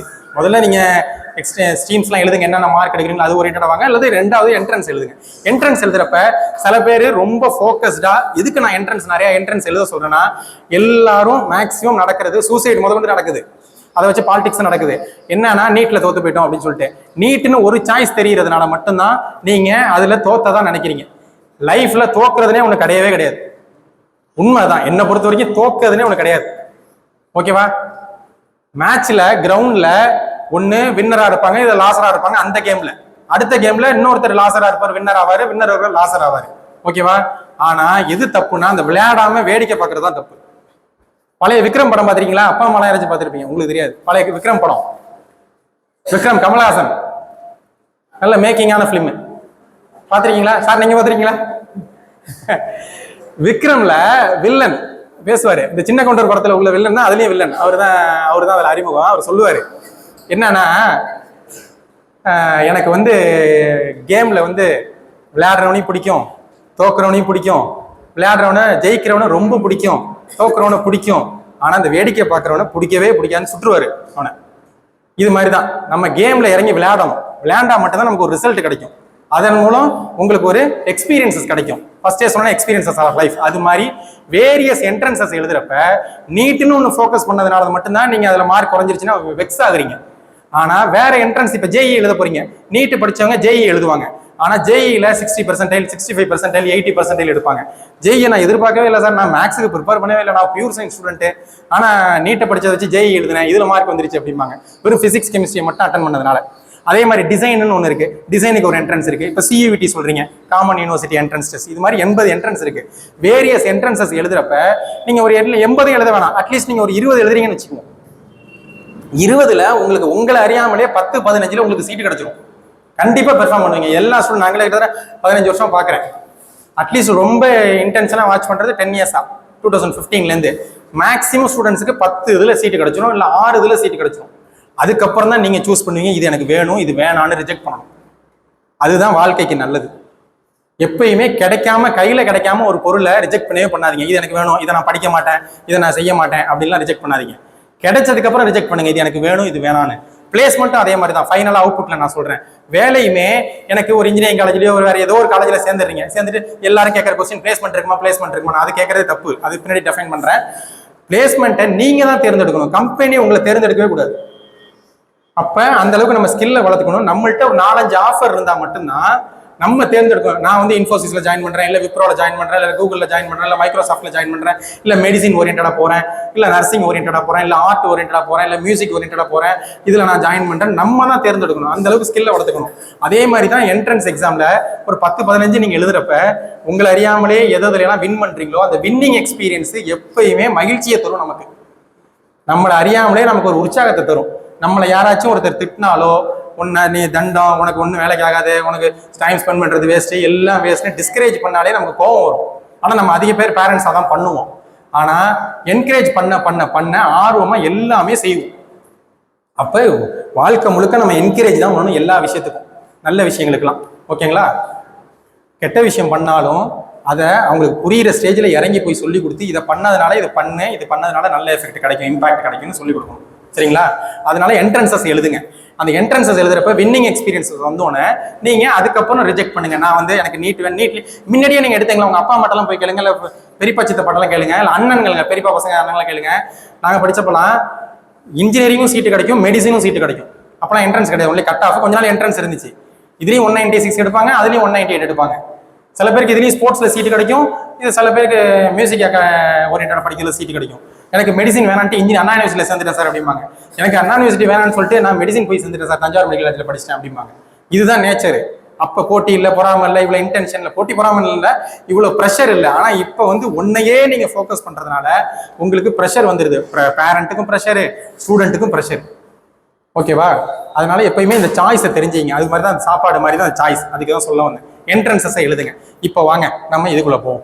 ஆஃப்டர் +2 என்னென்னலாம் ஸ்ட்ரீம்ஸ் இருக்குன்னு சார் உங்களுக்கு கையில் நோட் கொடுத்துருக்காங்களா, பேப்பர்ஸ்? ஓகேவா? ஓகே, அது எல்லாம் வாசிங்க. சரிங்களா? இல்லை நானே வாசிக்கிறேன், அதுல இருந்து டவுட்ஸ்னாலும் கேளுங்க. ஓகேவா? இதுதான் கிட்டத்தட்ட ஒரு 125 ஸ்ட்ரீம்ஸ் இருக்கு. ஓகேவா? ஆஃப்டர் +2 என்னென்னலாம் நீங்க படிக்கலாம்னா 125 வகையான படிப்புகள் இருக்கு. அந்த 125 வகையான படிப்புகளை பத்திலாம் அப்படியே நான் ஷார்ட் அண்ட் ஸ்வீட்டா சொல்லிட்டு போயிட்டே இருக்கேன். அதுல இருந்து எந்த டவுட்ஸ் எதா இருந்தாலும் நீங்க குறிச்சு வச்சீங்க கேளுங்க. ஓகேவா? First actuarial sciences. ஆக்சுவரியல் சயின்சஸ்ங்கிறது மேக்ஸிமம் நமக்கு தெரிஞ்ச படிப்புலாம் சொல்லுங்க. இதை படிக்கிறதுக்கு முன்னாடி உங்களுக்கு தெரிஞ்ச படிப்புலாம் சொல்லுங்க. பேரண்ட்ஸும் சொல்லலாம், டீச்சர் சொல்லலாம், நீங்க சொல்லலாம். ஓகே, இன்ஜினியரிங்கு, மெடிசினு, லா, செஃப், ஃபார்மசி, பிசினஸ் மேக்ஸ். தம்பி நீ சொல்லுப்பா, எல்லோ டிஷர்ட் சொல்லு, ஏதாவது ஒரு படிப்பு சொல்லு. பயாலஜி. தம்பி ப்ளூ ஷர்ட் நீ சொல்லு. Agree, very good. Pink shirt தம்பி நீ சொல்லுப்பா. நீ தான் பிங்க் ஷர்ட். ஏதோ ஒண்ணு சொல்லு, அதை பார்த்து சொல்லக்கூடாது, உனக்கு தெரிஞ்சதை சொல்லு. சிஏ. சிஏனா என்ன? Chartered account. ஓகேவா? மேக்ஸிமம் நமக்கு தெரிஞ்சதெல்லாம் ஒரு 10, அதிகபட்சம் 12 இதுக்குள்ளே சுருங்கிரும். இல்ல மேக்ஸிமம் 15 வச்சுங்களேன், அதே டவுட் தான். ஓகேவா? ஆனா கிட்டத்தட்ட 125 130 வகையான ஸ்ட்ரீம்ஸ் இருக்கு. அதுல ஃபர்ஸ்ட் வந்து ஆக்சுவரியல் சயின்சஸ். ஆக்சுவரியல் சயின்சஸ்ங்கிறது தமிழ்நாட்டிலேயே ஏன் இந்தியாவிலேயே மிகச்சிறந்த படிப்பு நம்ம பிஷப் ஹெபர் காலேஜில் இருக்கு. ஓகேவா? பிஷப் ஹெபர் காலேஜில் நான் மேக்ஸ்ல ரொம்ப ஸ்ட்ராங் சார் அப்படின்னா தாராளமாக பிஎஸ்சி ஆக்சுவரியல் சயின்சஸ் படிக்கலாம். ஆக்சுவரியல் சயின்சஸ்ங்கிறது நம்ம பென்ஷனு, இன்சூரன்ஸு இது ரிலேட்டடாக படிக்கிறது. நமக்கு தெரிஞ்ச இன்சூரன்ஸஸ்லாம் என்ன? லைஃப் இன்சூரன்ஸு, அதுக்கடுத்து ஜென்ரல் இன்சூரன்ஸு, அடுத்து ஹெல்த் இன்சூரன்ஸு. ஓகேவா? இதுக்கெல்லாம் கால்குலேட் பண்ணி இவ்வளோ ப்ரீமியம் இதெல்லாம் சொல்கிறாங்களே. பென்ஷன், ஓகேவா, கிராஜுவிட்டி இதெல்லாம் கால்குலேட் பண்றாங்களா, இது ரிலேட்டடா படிக்கிறது. உலகம் முழுக்க அதிக வேலை வாய்ப்புகள் உள்ளது ஆக்சுவரியல் சயின்சஸ். மேக்ஸ்ல கொஞ்சம் ஸ்ட்ராங்கா இருக்கும். ஓகேவா? நான் மேக்ஸ்ல தொடர்ந்து ஒரு 75 above எடுத்துக்கிட்டே இருக்கேன் சார் 6th ல இருந்து அப்படின்னா தாராளமா நீங்க ஆக்சுவரியல் சயின்சஸ் படிக்கலாம். மிக குறைந்த செலவுல பிஷப் ஹெபர் காலேஜ்ல படிக்கலாம். வேற எந்த காலேஜ்லயும் கிடையாது ஆக்சுவரியல் சயின்சஸ். ஆனா இதை பத்தி வெளியில யாருக்குமே தெரியாது. ஓகேவா? அடுத்து ஆர்கிடெக்சர். ஆர்கிடெக்சர் இன்ஜினியரிங்ல ஒரு பார்ட் மாதிரி எல்லாம் நினைச்சுப்பாங்க. பட் ஆர்கிடெக்சர் தனி ஃபீல்டு. யாராருக்கெல்லாம் கிரியேட்டிவிட்டி இருக்கு, யாராருக்கெல்லாம் நல்ல படம் வரைய தெரியுது, இதுவங்கெல்லாம் ஆர்கிடெக்சரை நீங்க தேர்ந்தெடுக்கலாம். ஆர்கிடெக்சர் படிக்கிறதுக்கு தமிழ்நாட்டில் நீங்க படிக்கிறதா இருந்தாலும் சரி, நேட்டான்னு ஒரு எக்ஸாம் எழுதணும். NATA, NATO. ஓகேவா? National aptitude test for architecture. ஓகேவா? நேட்டா எக்ஸாம் எழுதி சேரலாம். அடுத்தது JEE-ல எல்லாரும் எழுதியிருப்பீங்க, மேக்ஸிமம் சில தெரிஞ்சிருக்கும். பேப்பர் 1 தான் உங்களுக்கு எல்லாருக்கும் தெரியும். பேப்பர் 1ங்கிறது மெயின்ஸ்ல, JEE மெயின்ஸ்ல பேப்பர் 1 ஃபார் இன்ஜினியரிங். ஆனா பேப்பர் 2ன்னு ஒன்று இருக்கு. 2ல 2 இருக்கு, 2A 2B. அதெல்லாம் யாரும் கவனிக்கவே மாட்டோம். அந்த 2Aங்கிறது ஆர்கிடெக்சர். அந்த பிஆர்க் படிக்கிறதுக்கு JEE-ல பேப்பர் 2 எடுத்து எழுதினீங்கன்னா IITs, NITs, திருச்சி துவாக்குடியில் உள்ள NIT, national institute of technology, பழைய பேர் ரீஜனல் இன்ஜினியரிங் காலேஜ் RECன்னு தமிழ்நாடு கீழே இருந்துச்சு, அதை சென்ட்ரல் கவர்மெண்ட் எடுத்துக்கிட்டாங்க. ஓகேவா? அது ரீஜனல் இன்ஜினியரிங் காலேஜ். இப்போ NIT இது மாதிரி காலேஜஸ்ல போய் நீங்க ஆர்கிடெக்சர் படிக்கலாம். மிகச்சிறந்த படிப்பு. எல்லா படிப்புக்கும் இங்கே ஸ்கோப் இருக்குங்க. இந்த படிப்புக்கு தான் ஸ்கோப், அந்த படிப்பு தான் ஸ்கோப் ஆல்ரெடி சொல்லியிருக்கேன். அது மாதிரி கிடையவே கிடையாது. நீங்க எந்த படிப்பை தேர்ந்தெடுத்துக்கிட்டீங்க அதுல நீங்க எக்ஸ்பர்ட் ஆனீங்களா, அந்த 10,000 ஹவர்ஸ் ஸ்பெண்ட் பண்ணீங்களா, அவ்வளவுதான். சரியா? ஆர்கிடெக்சர். ஓகேவா? இதுக்கும் மேக்ஸ் வேணும். மேக்ஸ் பிளஸ் பிசிக்ஸும் வேணும். கொஞ்சம் ஸ்ட்ராங்கா இருக்கணும். ஓகேவா? அப்படி இருந்தீங்கன்னா தாராளமா கிரியேட்டிவிட்டி, கற்பனை திறன் இருந்துச்சுன்னா தாராளமா ஆர்கிடெக்சர் படிக்கலாம். அடுத்தது அக்ரிகல்ச்சர். அக்ரிகல்ச்சர் உலகத்துல அழிக்க முடியாத சில துறைகள்ல அக்ரிகல்ச்சர் ஒண்ணு. ஓகேவா? அக்ரிகல்ச்சரை நீங்க தமிழ்நாட்டில் படிக்கிறதா இருந்தா Tamil Nadu agriculture university Coimbatore head quarter. ஓகேவா? அவங்களுக்கு கீழே கிட்டத்தட்ட ஒரு 14 கான்ஸ்டியூஷன் காலேஜஸ் இருக்கு. திருச்சியில இருக்கு, தஞ்சாவூர்ல இருக்கு, இங்கெல்லாம் இருக்கு. இங்கெல்லாம் நீங்க படிக்கிறதா இருந்தா physics, chemistry, maths, biology. Maths biology ஸ்டூடெண்டா இருந்தா பிசிக்ஸ், கெமிஸ்ட்ரி, மேக்ஸும் எடுத்துப்பாங்க. பயாலஜில கட் ஆஃப் அட்லீஸ்ட் ஒரு பிசியா இருந்தீங்கன்னா above 92 93, இல்ல எஸ்சியா இருந்தீங்கன்னா above ஒரு 85, இல்ல ஒரு ஓசியா இருந்தீங்கன்னா above 97. அது மாதிரிலாம் இருந்தீங்கன்னா இங்க கவர்மெண்ட் காலேஜ்ல சீட்டு கிடைக்கும். இன்னொன்னு நான் முழுக்க சொல்றது எல்லாமே government college, government aided college மட்டும் தான் சொல்லுவேன். State government, central government, aided. எதனால பிரைவேட் இன்ஸ்டிடியூஷன் வேணாங்கிறோம்னா அதுக்கான ரீசன்ஸ் நிறைய இருக்கு. நீங்க உங்களுக்கு தெரிஞ்ச மிகப்பெரிய ஆட்கள் எல்லாரும் எடுத்துங்க, எல்லாமே டாப் மோஸ்ட் பிரீமியர் இன்ஸ்டிடியூஷன்ல படிச்சிருப்பாங்க. அந்த பிரீமியர் இன்ஸ்டிடியூஷன் எல்லாமே கவர்மெண்ட்ல தான் இருக்கு. ஆனா நம்ம எல்லாமே பிரைவேட்டை நோக்கியே ஓடிக்கிட்டே இருப்போம். லட்சமா கொட்டி கொடுப்போம். ஆனா பிரைவேட்ல மிகப்பெரிய ஆளுமைகளை வந்தவங்க எடுத்து பாருங்க. உங்களுக்கு தெரிஞ்ச ஆளுமைகள்லாம் சொல்லுங்க. அது இவங்க எல்லாம் பிரைவேட் காலேஜ்ல இருந்து படிச்சு வந்திருக்காங்க சார் அப்படின்னு சொல்லுங்க. யாரெல்லாம் யாராச்சும் தெரிஞ்ச ஆளுமைகளை சொல்லுங்க. சக்குன்னு ஃபாஸ்டா போயிடுவோம். ஒரு 2 பேர் சொல்லுங்க. ஸ்டூடெண்ட் சொல்லுங்க, இல்ல பேரண்ட்ஸ் சொல்லுங்க, யாரோ ஒருத்தர். ஆளுமைகள் பெரிய ஆளுங்க உங்களுக்கு தெரிஞ்சது யாராச்சும் 2 பேர் சொல்லு தம்பி. அப்துல் கலாம். அப்துல் கலாம் எங்க படிச்சாங்க எடுத்து பாத்தீங்கன்னா ஒரு அண்ணா யூனிவர்சிட்டியில படிச்சிருப்பாரு. ஓகேவா? அண்ணா யூனிவர்சிட்டி இதுல MIT, Madras institute of technology, Anna university Chromepet கேம்பஸ்ல படிச்சிருப்பாங்க. ஓகேவா? இன்னொருத்தர் யாராச்சும் சொல்லுங்க. யாருப்பா? சுந்தர் பிச்சையா? என்ன சொன்னீங்க? சுந்தர் பிச்சை IIT-ல படிச்சாரு. ஓகேங்களா?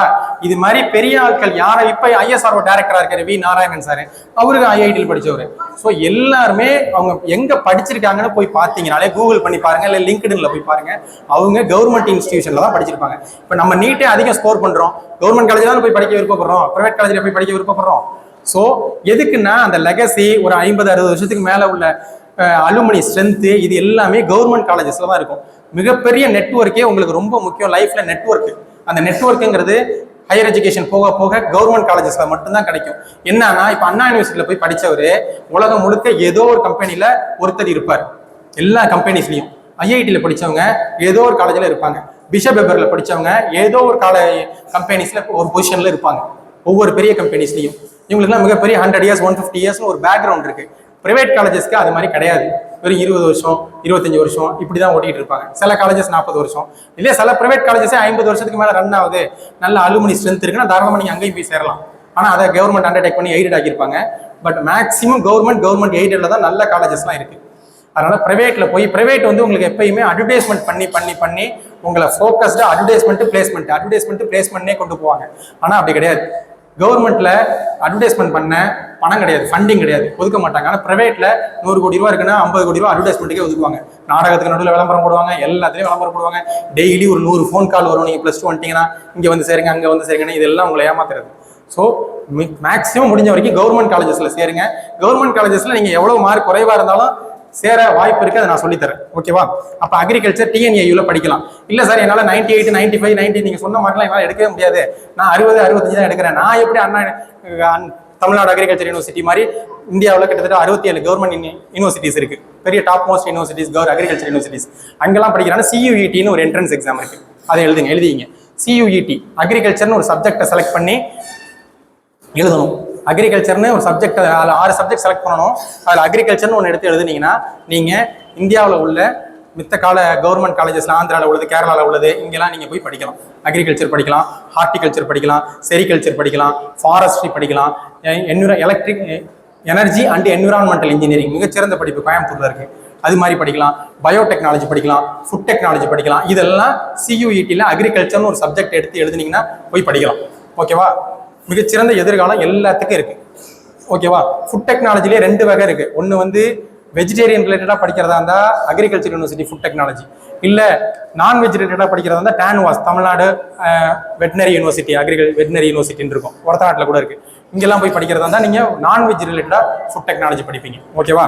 அடுத்தது ஏரோஸ்பேஸ் ஏரோநாட்டிக்கல் இன்ஜினியரிங். ஏரோஸ்பேஸ்க்கும் ஏரோநாட்டிக்கலுக்கு என்ன வித்தியாசம் சொல்லுங்க? யாராச்சும் +2 இருக்கீங்களா? +2 ஸ்டூடெண்ட்ஸ். ஏரோநாட்டிக்கலுக்கும் பேரண்ட்ஸ் கூட சொல்லலாம், இல்லை டீச்சர்ஸும் சொல்லலாம். ஏரோநாட்டிக்கலுக்கும் ஏரோஸ்பேஸ்க்கும் என்ன வித்தியாசம்? ஏரோநாட்டிக்கல்னா விண்வெளிக்கு கீழே உள்ளது எல்லாமே ஏரோநாட்டிக்கல். நீங்க பாக்குறது எல்லாம் கண்ணில் தெரியுது பாருங்க, ஏரோப்ளேனு, ஹெலிகாப்டரு, இது எல்லாம் ஏரோநாட்டிக்கல். விண்வெளிக்கு மேலே உள்ளது எல்லாமே ஏரோஸ்பேஸ். ஓகேவா? ஒரு ராக்கெட்டு, ஒரு சேட்டிலைட்டு, ஸ்பேஸ் ஸ்டேஷன், இதெல்லாம் ஏரோஸ்பேஸ். நிறைய பேர் குழப்பிப்பாங்க, ஏரோநாட்டிக்கல் படிக்கிறேன்பாங்க ஆனால் ஸ்பேஸ் சயின்டிஸ்ட் ஆகணும்பாங்க. ஓகேங்களா? ஏரோநாட்டிக்கல்ங்கிறது வேற, ஏரோஸ்பேஸ்ங்கிறது வேற. இது படிச்சது படிக்கலாம், ஆனால் பேசிக் டிஃபரன்ஸே தெரியாது, ஸ்டூடெண்ட்ஸுக்கும் தெரியாது, பேரண்ட்ஸுக்கும் தெரியாது. ஓகேவா? அப்ப ஏரோநாட்டிக்கல் ரிலேட்டட் ஆல்பபெட்டிக்கல் ரிலேட்டட் படிக்கிறதா. ஏரோநாட்டிக்கல் படிக்கிறதுக்கு தமிழ்நாட்டிலே மிகச்சிறந்த கல்லூரி அண்ணா யூனிவர்சிட்டி, அப்துல் கலாம் படிச்ச காலேஜில் மட்டும்தான் படிக்க முடியும். வேற எங்கேயும் நீங்க படிக்கிறது டோட்டல் வேஸ்ட். எந்த பிரைவேட் காலேஜஸ்லையும் அதுக்கான இன்ஃப்ராஸ்ட்ரக்சர்ஸ் இல்லை. சரிங்களா? அடுத்தது கவர்மெண்ட்ல போய் படிக்கிறது வந்து JEE எக்ஸாம்ஸ் எழுதி NIT IITஸ்ல போயிட்டு நீங்க ஏரோநாட்டிக்கல் படிக்கலாம், ஏரோஸ்பேஸ் படிக்கலாம். JEE மெயின்ஸ் எழுதி மெயின்ஸ்ல கிட்டத்தட்ட ஒரு 15 லட்சம் பேர் எழுதுவீங்க. அடுத்து 2 செஷன் நடக்கும், ஜனவரியில் 1 நடக்கும், ஏப்ரலில் 1 நடக்கும். ஏப்ரல் 2த்துலையும் நடந்து டாப் 2.5 லட்சம் பேரை மட்டும்தான் எடுத்துப்பாங்க JEE அட்வான்ஸ்டு. JEE அட்வான்ஸுங்கிறது IITல போய் படிக்கிறதுக்கு. ஓகேவா? IITல எல்லாரும் போய் படிச்சிட முடியாது. JEE மெயின்ஸ் எழுதி அதில் டாப் 2.5 லட்சம் பேர்ல ரேங்கிங்ல வந்தீங்கன்னா மட்டும்தான் எல்லா கம்யூனிட்டியும் சேர்ந்து நீங்க JEE அட்வான்ஸ் எழுதவே எலிஜிபிலிட்டி. JEE அட்வான்ஸ் எழுதி அதில் கிட்டத்தட்ட ஒரு 17,000 சீட்டு தான். அதில் IISTன்னு ஒரு இன்ஸ்டிடியூஷன் இருக்கு திருவனந்தபுரத்தில், Indian institute of space science and technology. அங்கே போய் நீங்கள் UG படிக்கலாம், PG படிக்கலாம், எல்லாமே படிக்கலாம். சரிங்களா? இது ஏரோநாட்டிக்கல் ஏரோஸ்பேஸ் படிக்கிறதுக்கு. சார் இது எனக்கு மார்க் கம்மி, நான் JEEலையும் ஸ்கோர் பண்ணல, அண்ணா யூனிவர்சிட்டிக்கு 98 எடுத்து 96 எடுத்தா சீட் கிடைக்கும், அங்கேயும் ஸ்கோர் பண்ணல, நான் எப்படி படிக்கிறது, எனக்கு மார்க் 60 தான் அப்படிங்கிறப்ப, இல்லை 40 தான் 45 தான் 45 வந்தால் இன்ஜினியரிங் வராதிங்க நான் சொல்கிறேன். பட் ஆனால் சொல்கிறேன் 60க்கு மேலே இருக்குன்னா நீங்கள் ஏதோ ஒரு கவர்மெண்ட் காலேஜ்லையோ அண்ணா யூனிவர்சிட்டி காலேஜஸ்லையோ மெக்கானிக்கல் இன்ஜினியரிங் படிச்சுட்டு PG போய் IISTல படிங்க. எப்பயுமே இந்தியாவில் UGக்கு தான் அதிக காம்படிஷன் இருக்கும். 100க்கு 28 பேர் ஹையர் எஜுகேஷன் போகிறாங்க, 100 பேர் +2 பாஸ் பண்ணுறீங்க. இப்போ +2 எத்தனை பேர் எழுதுறீங்க தெரியுமா? +2 கிட்டத்தட்ட 8,25,000 பேர் எழுதுறீங்க தமிழ்நாட்டில். 10th 9,13,000 பேர் எழுதுறீங்க. ஓவராலாக 1.25 கோடி பேர் +2 எழுதுறீங்க இந்தியாவில். அதில் வெறும் 27% ஆஃப் பீப்புள் ஸ்டூடெண்ட்ஸ் மட்டும்தான் ஹையர் எஜுகேஷனுக்கே போறீங்க. அப்போ UGல தான் காம்படிஷன், IIT NITs NEET எல்லாத்துலேயும். பிஜியில் காம்படிஷனே இருக்காது எந்த காலேஜஸ்லையும். ஸோ பிஜி உங்களுக்கு ஈஸியாக ஒரு ஐஐஎஸ்டிலேயோ இல்லை ஒரு ஏரோஸ்பேஸ் அண்ணா யூனிவர்சிட்டிலையோ உங்களுக்கு சீட்டு கிடச்சிரும் பிஜி. சரிங்களா? ஏன்னா பிஜி வந்து அந்த 27 பேரில் 12 பேர் தான் பிஜி படிக்க வராங்க. ஸோ காம்படிஷன் குறைஞ்சிருது. ஓகேவா? அடுத்தது ஐஐடி என்ஐடிஸ்லாம் போய் படிக்க வேற ரூட்லாம் இருக்கு, நான் அடுத்தது வரிசையாக சொல்கிறேன். சரிங்களா? அடுத்தது எல்லாரும் இப்போ ஜேஇ எக்ஸாம்ஸ் தெரியும், நீட் தெரியும். அடுத்தது ஜாம்னு ஒரு என்ட்ரன்ஸ் எக்ஸாம் இருக்கு, எழுதிங்க. JAM, join admission test. ஓகேங்களா? நமக்கு தெரிஞ்சதுல என்னது? கிஷான் ஜாம் தெரியுமா? பிரெட்டுக்கு. ஓகேவா? ஜாம். ஜாம் என்னன்னா ஐஐடி என்ஐடிஸ்ல போயிட்டு அழகா வித்தவுட் காம்படிஷன், நான் முன்னாடியே சொன்னேன், ஒரு சைடு 15 லட்சம் அப்ளிகேஷன் வரும், இந்த சைடு 20,000 அப்ளிகேஷன் தான் வரும். அது இந்த ஜாம் எக்ஸாம் மாதிரி தான். ஜாம் எழுதினீங்கன்னா ஒரு பிஎஸ்சி ஃபிசிக்ஸு, கெமிஸ்ட்ரி, மேத்தமேட்டிக்ஸு, இல்லை இங்கிலீஷு, அல்லது ஜியாலஜி, அல்லது எக்கனாமிக்ஸு, அல்லது ஸ்டாட்டிஸ்டிக்ஸு, அல்லது பயோடெக்னாலஜி, இதெல்லாம் ஒரு BSc any arts and science college வீட்டுக்கு பக்கத்தில் உள்ள கவர்மெண்ட் காலேஜில் படிங்க. படிச்சுட்டு எனக்கு யூஜியில் தான் சீட்டு கிடைக்கல, பிஜியில் அழகா எம்எஸ்சி வித் இன்டகிரேட்டட் பிஹெச்டி ஐஐடியில் போய் படிக்கலாம். அதுக்கு இந்த ஜாம் என்ட்ரன்ஸ் எழுதி அழகாக போயிடலாம். லைஃப்பில் பெரிய ஆட்கள் எல்லாமே இந்த பிரீமியர் இன்ஸ்டியூஷனில் படிச்சிருப்பாங்க. அதனால நீங்கள் எல்லாமே either UG or PG premier இன்ஸ்டியூஷனில் ஒரு வாட்டினாலும் படிச்சிருங்க, உங்கள் லைஃபே மாறும். அந்த இப்போ நிறைய பேர் படிச்சு எம்எஸ்சி படிச்சிருப்பாங்க, பிஎட் படிச்சிருப்பாங்க, எம்எட் படிச்சிருப்பாங்க, இல்லை பிஏ படிச்சிருப்பாங்க, எம்ஏ படிச்சிருப்பாங்க, வேலை இல்லை, என்ன பண்ணுறதே தெரியல, 30 வயசு 35 வயசு 25 வயசுலாம் யோசிச்சுட்டே இருப்பாங்க. அவங்க மெயின் ரீசன் இது மாதிரி இன்ஸ்டியூஷன், தவறான இன்ஸ்டியூஷனில் ஒன்று மாட்டிருப்பாங்க. அல்லது இங்கே உள்ள காலேஜஸ்லாம் படிக்க கூடாது சார்னா படிக்கலாம், ஆனால் அங்கே உங்களுடைய செல்ஃப் இன்டென்ஷனில் மட்டும்தான் முன்னுக்கு வர முடியும். ஆனால் இந்த டாப் மோஸ்ட் பிரீமியர் இன்ஸ்டியூஷன்ஸில் எல்லாத்துலேயுமே அந்த என்விரான்மெண்ட்டே உங்களை உந்தி தள்ளும். உங்களோட படித்த எல்லாருமே பெரிய ஆளாகிட்டு இருப்பான். ஐஆர்ஏன்னு ஒரு காலேஜ் இருக்கு டெல்லியில், இந்தியன் ரிசர்ச் அக்ரிகல்ச்சர் இன்ஸ்டியூட்னு. அங்கே இப்போ எடுத்து டேட்டாவெல்லாம் கூகுள் எடுத்து பாருங்க. வருஷம் ஒரு 100 பேர் படிக்கிறாங்கன்னா கிட்டத்தட்ட ஒரு 40 பேர் ஐஏஎஸ், ஐபிஎஸ், ஐஎஃப்எஸ் ஆயிடுவாங்க. ஏன்னா அந்த என்விரான்மெண்ட்டே படிச்சுக்கிட்டு இருக்கும். நம்ம எப்பயுமே உன்னை சொல்லு, உன் நண்பர்களை சொல்லு, உன்னை சொல்லுன்னு ஒரு பரவலாம் இருப்போம். அது மாதிரி தான் நம்ம என்ன என்விரான்மெண்ட்ல இருக்கோம், எந்த சூழ்நிலையில இருக்கோம், அதை வச்சு தான் நமக்கு அந்த இன்டென்ஷனே வரும்.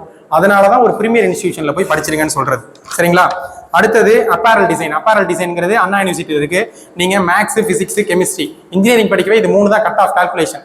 இது தமிழ்நாட்டில் படிக்கிறதுக்கு எதுக்குமே என்ட்ரன்ஸ் இல்லை, ஒன்லி மார்க்ஸ் மட்டும் தான். இன்ஜினியரிங்னா மேக்ஸ், பிசிக்ஸ், கெமிஸ்ட்ரி, இது எல்லாத்துலையும் ஒரு 75 மார்க் எடுத்தீங்கன்னா அப்பேரல் டிசைன் சீட்டு கிடைக்கும். சரிங்களா? தாராளமாக போய் அங்கே படிக்கலாம். அடுத்தது இன்ஸ்டியூட் ஆஃப் ஹேண்ட்லூம் மேனேஜ்மெண்ட் சேலம்ல இருக்கு, அங்கேயும் போய் படிக்கலாம். அடுத்து பயோடெக்னாலஜி.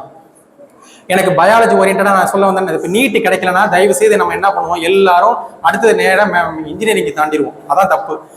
நம்ம நீட் எனக்கு பயாலஜி தான் ஃபோக்கஸ், அது ரிலேட்டடாக போயிட்டீங்கன்னா நீங்கள் டாக்டரை தாண்டி படிக்கலாம். இப்போ பயாலஜிக்கல் சயின்சஸில் நீங்கள் ஒரு பாட்னி எடுங்க, இல்லை சுவாலஜி எடுங்க, இல்லை ஒரு லைஃப் சயின்ஸ் எடுங்க, இல்லை பயோடெக்னாலஜி எடுங்க. எடுத்து அழகாக படிச்சுட்டு இந்த ஜாம்னு ஒரு என்ட்ரன்ஸ் எழுதி இன்டகிரேட்டட் பிஹெச்டி ஒன்று பண்ணலாம். அது இல்லாமல் இன்னொரு எக்ஸாம் இருக்குது, ஜேஜி பில்ஸ் எழுதிங்க. JGEBILS, JGEEBILS, Joint Graduate Entrance Examination for Biological Sciences and Integrated Life Science. இதுதான் அந்த என்ட்ரன்ஸ் எக்ஸாமோட அப்ரிவேஷன்.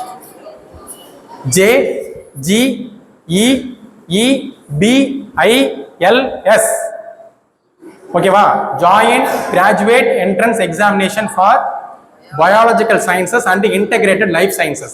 இதுல இந்தியாவில் உள்ள மிகச்சிறந்த central government institution, state government institution, research institutions எல்லாத்துலேயும் நீங்கள் போய் காம்படிஷனே இல்லாமல் ரிசர்ச் படிக்கலாம். அது ஜெனடிக்ஸ் ரிலேட்டடாக இருக்கலாம், இல்லை பயோடெக்னாலஜி ரிலேட்டடாக இருக்கலாம், இல்லை ஸ்டெம் செல் ரிசர்ச்சாக இருக்கலாம். இது எல்லாமே படிக்கலாம். சரிங்களா?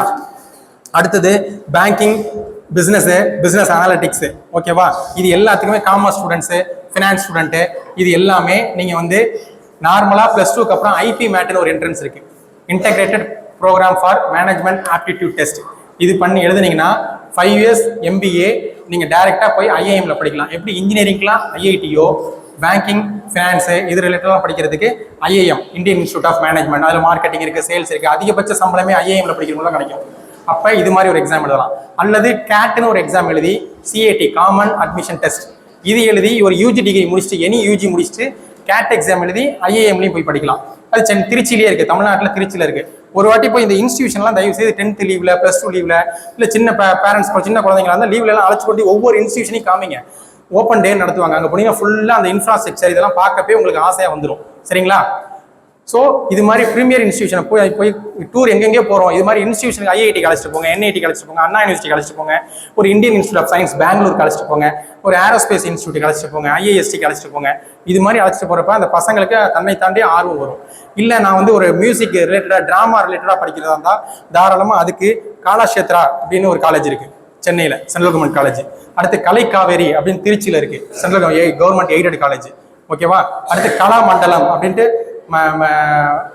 கேரளாவில் இருக்கு. ஸோ இதெல்லாம் top most colleges for music, drama, dance, performing arts, இது ரிலேட்டட்லாம் படிக்கிறது.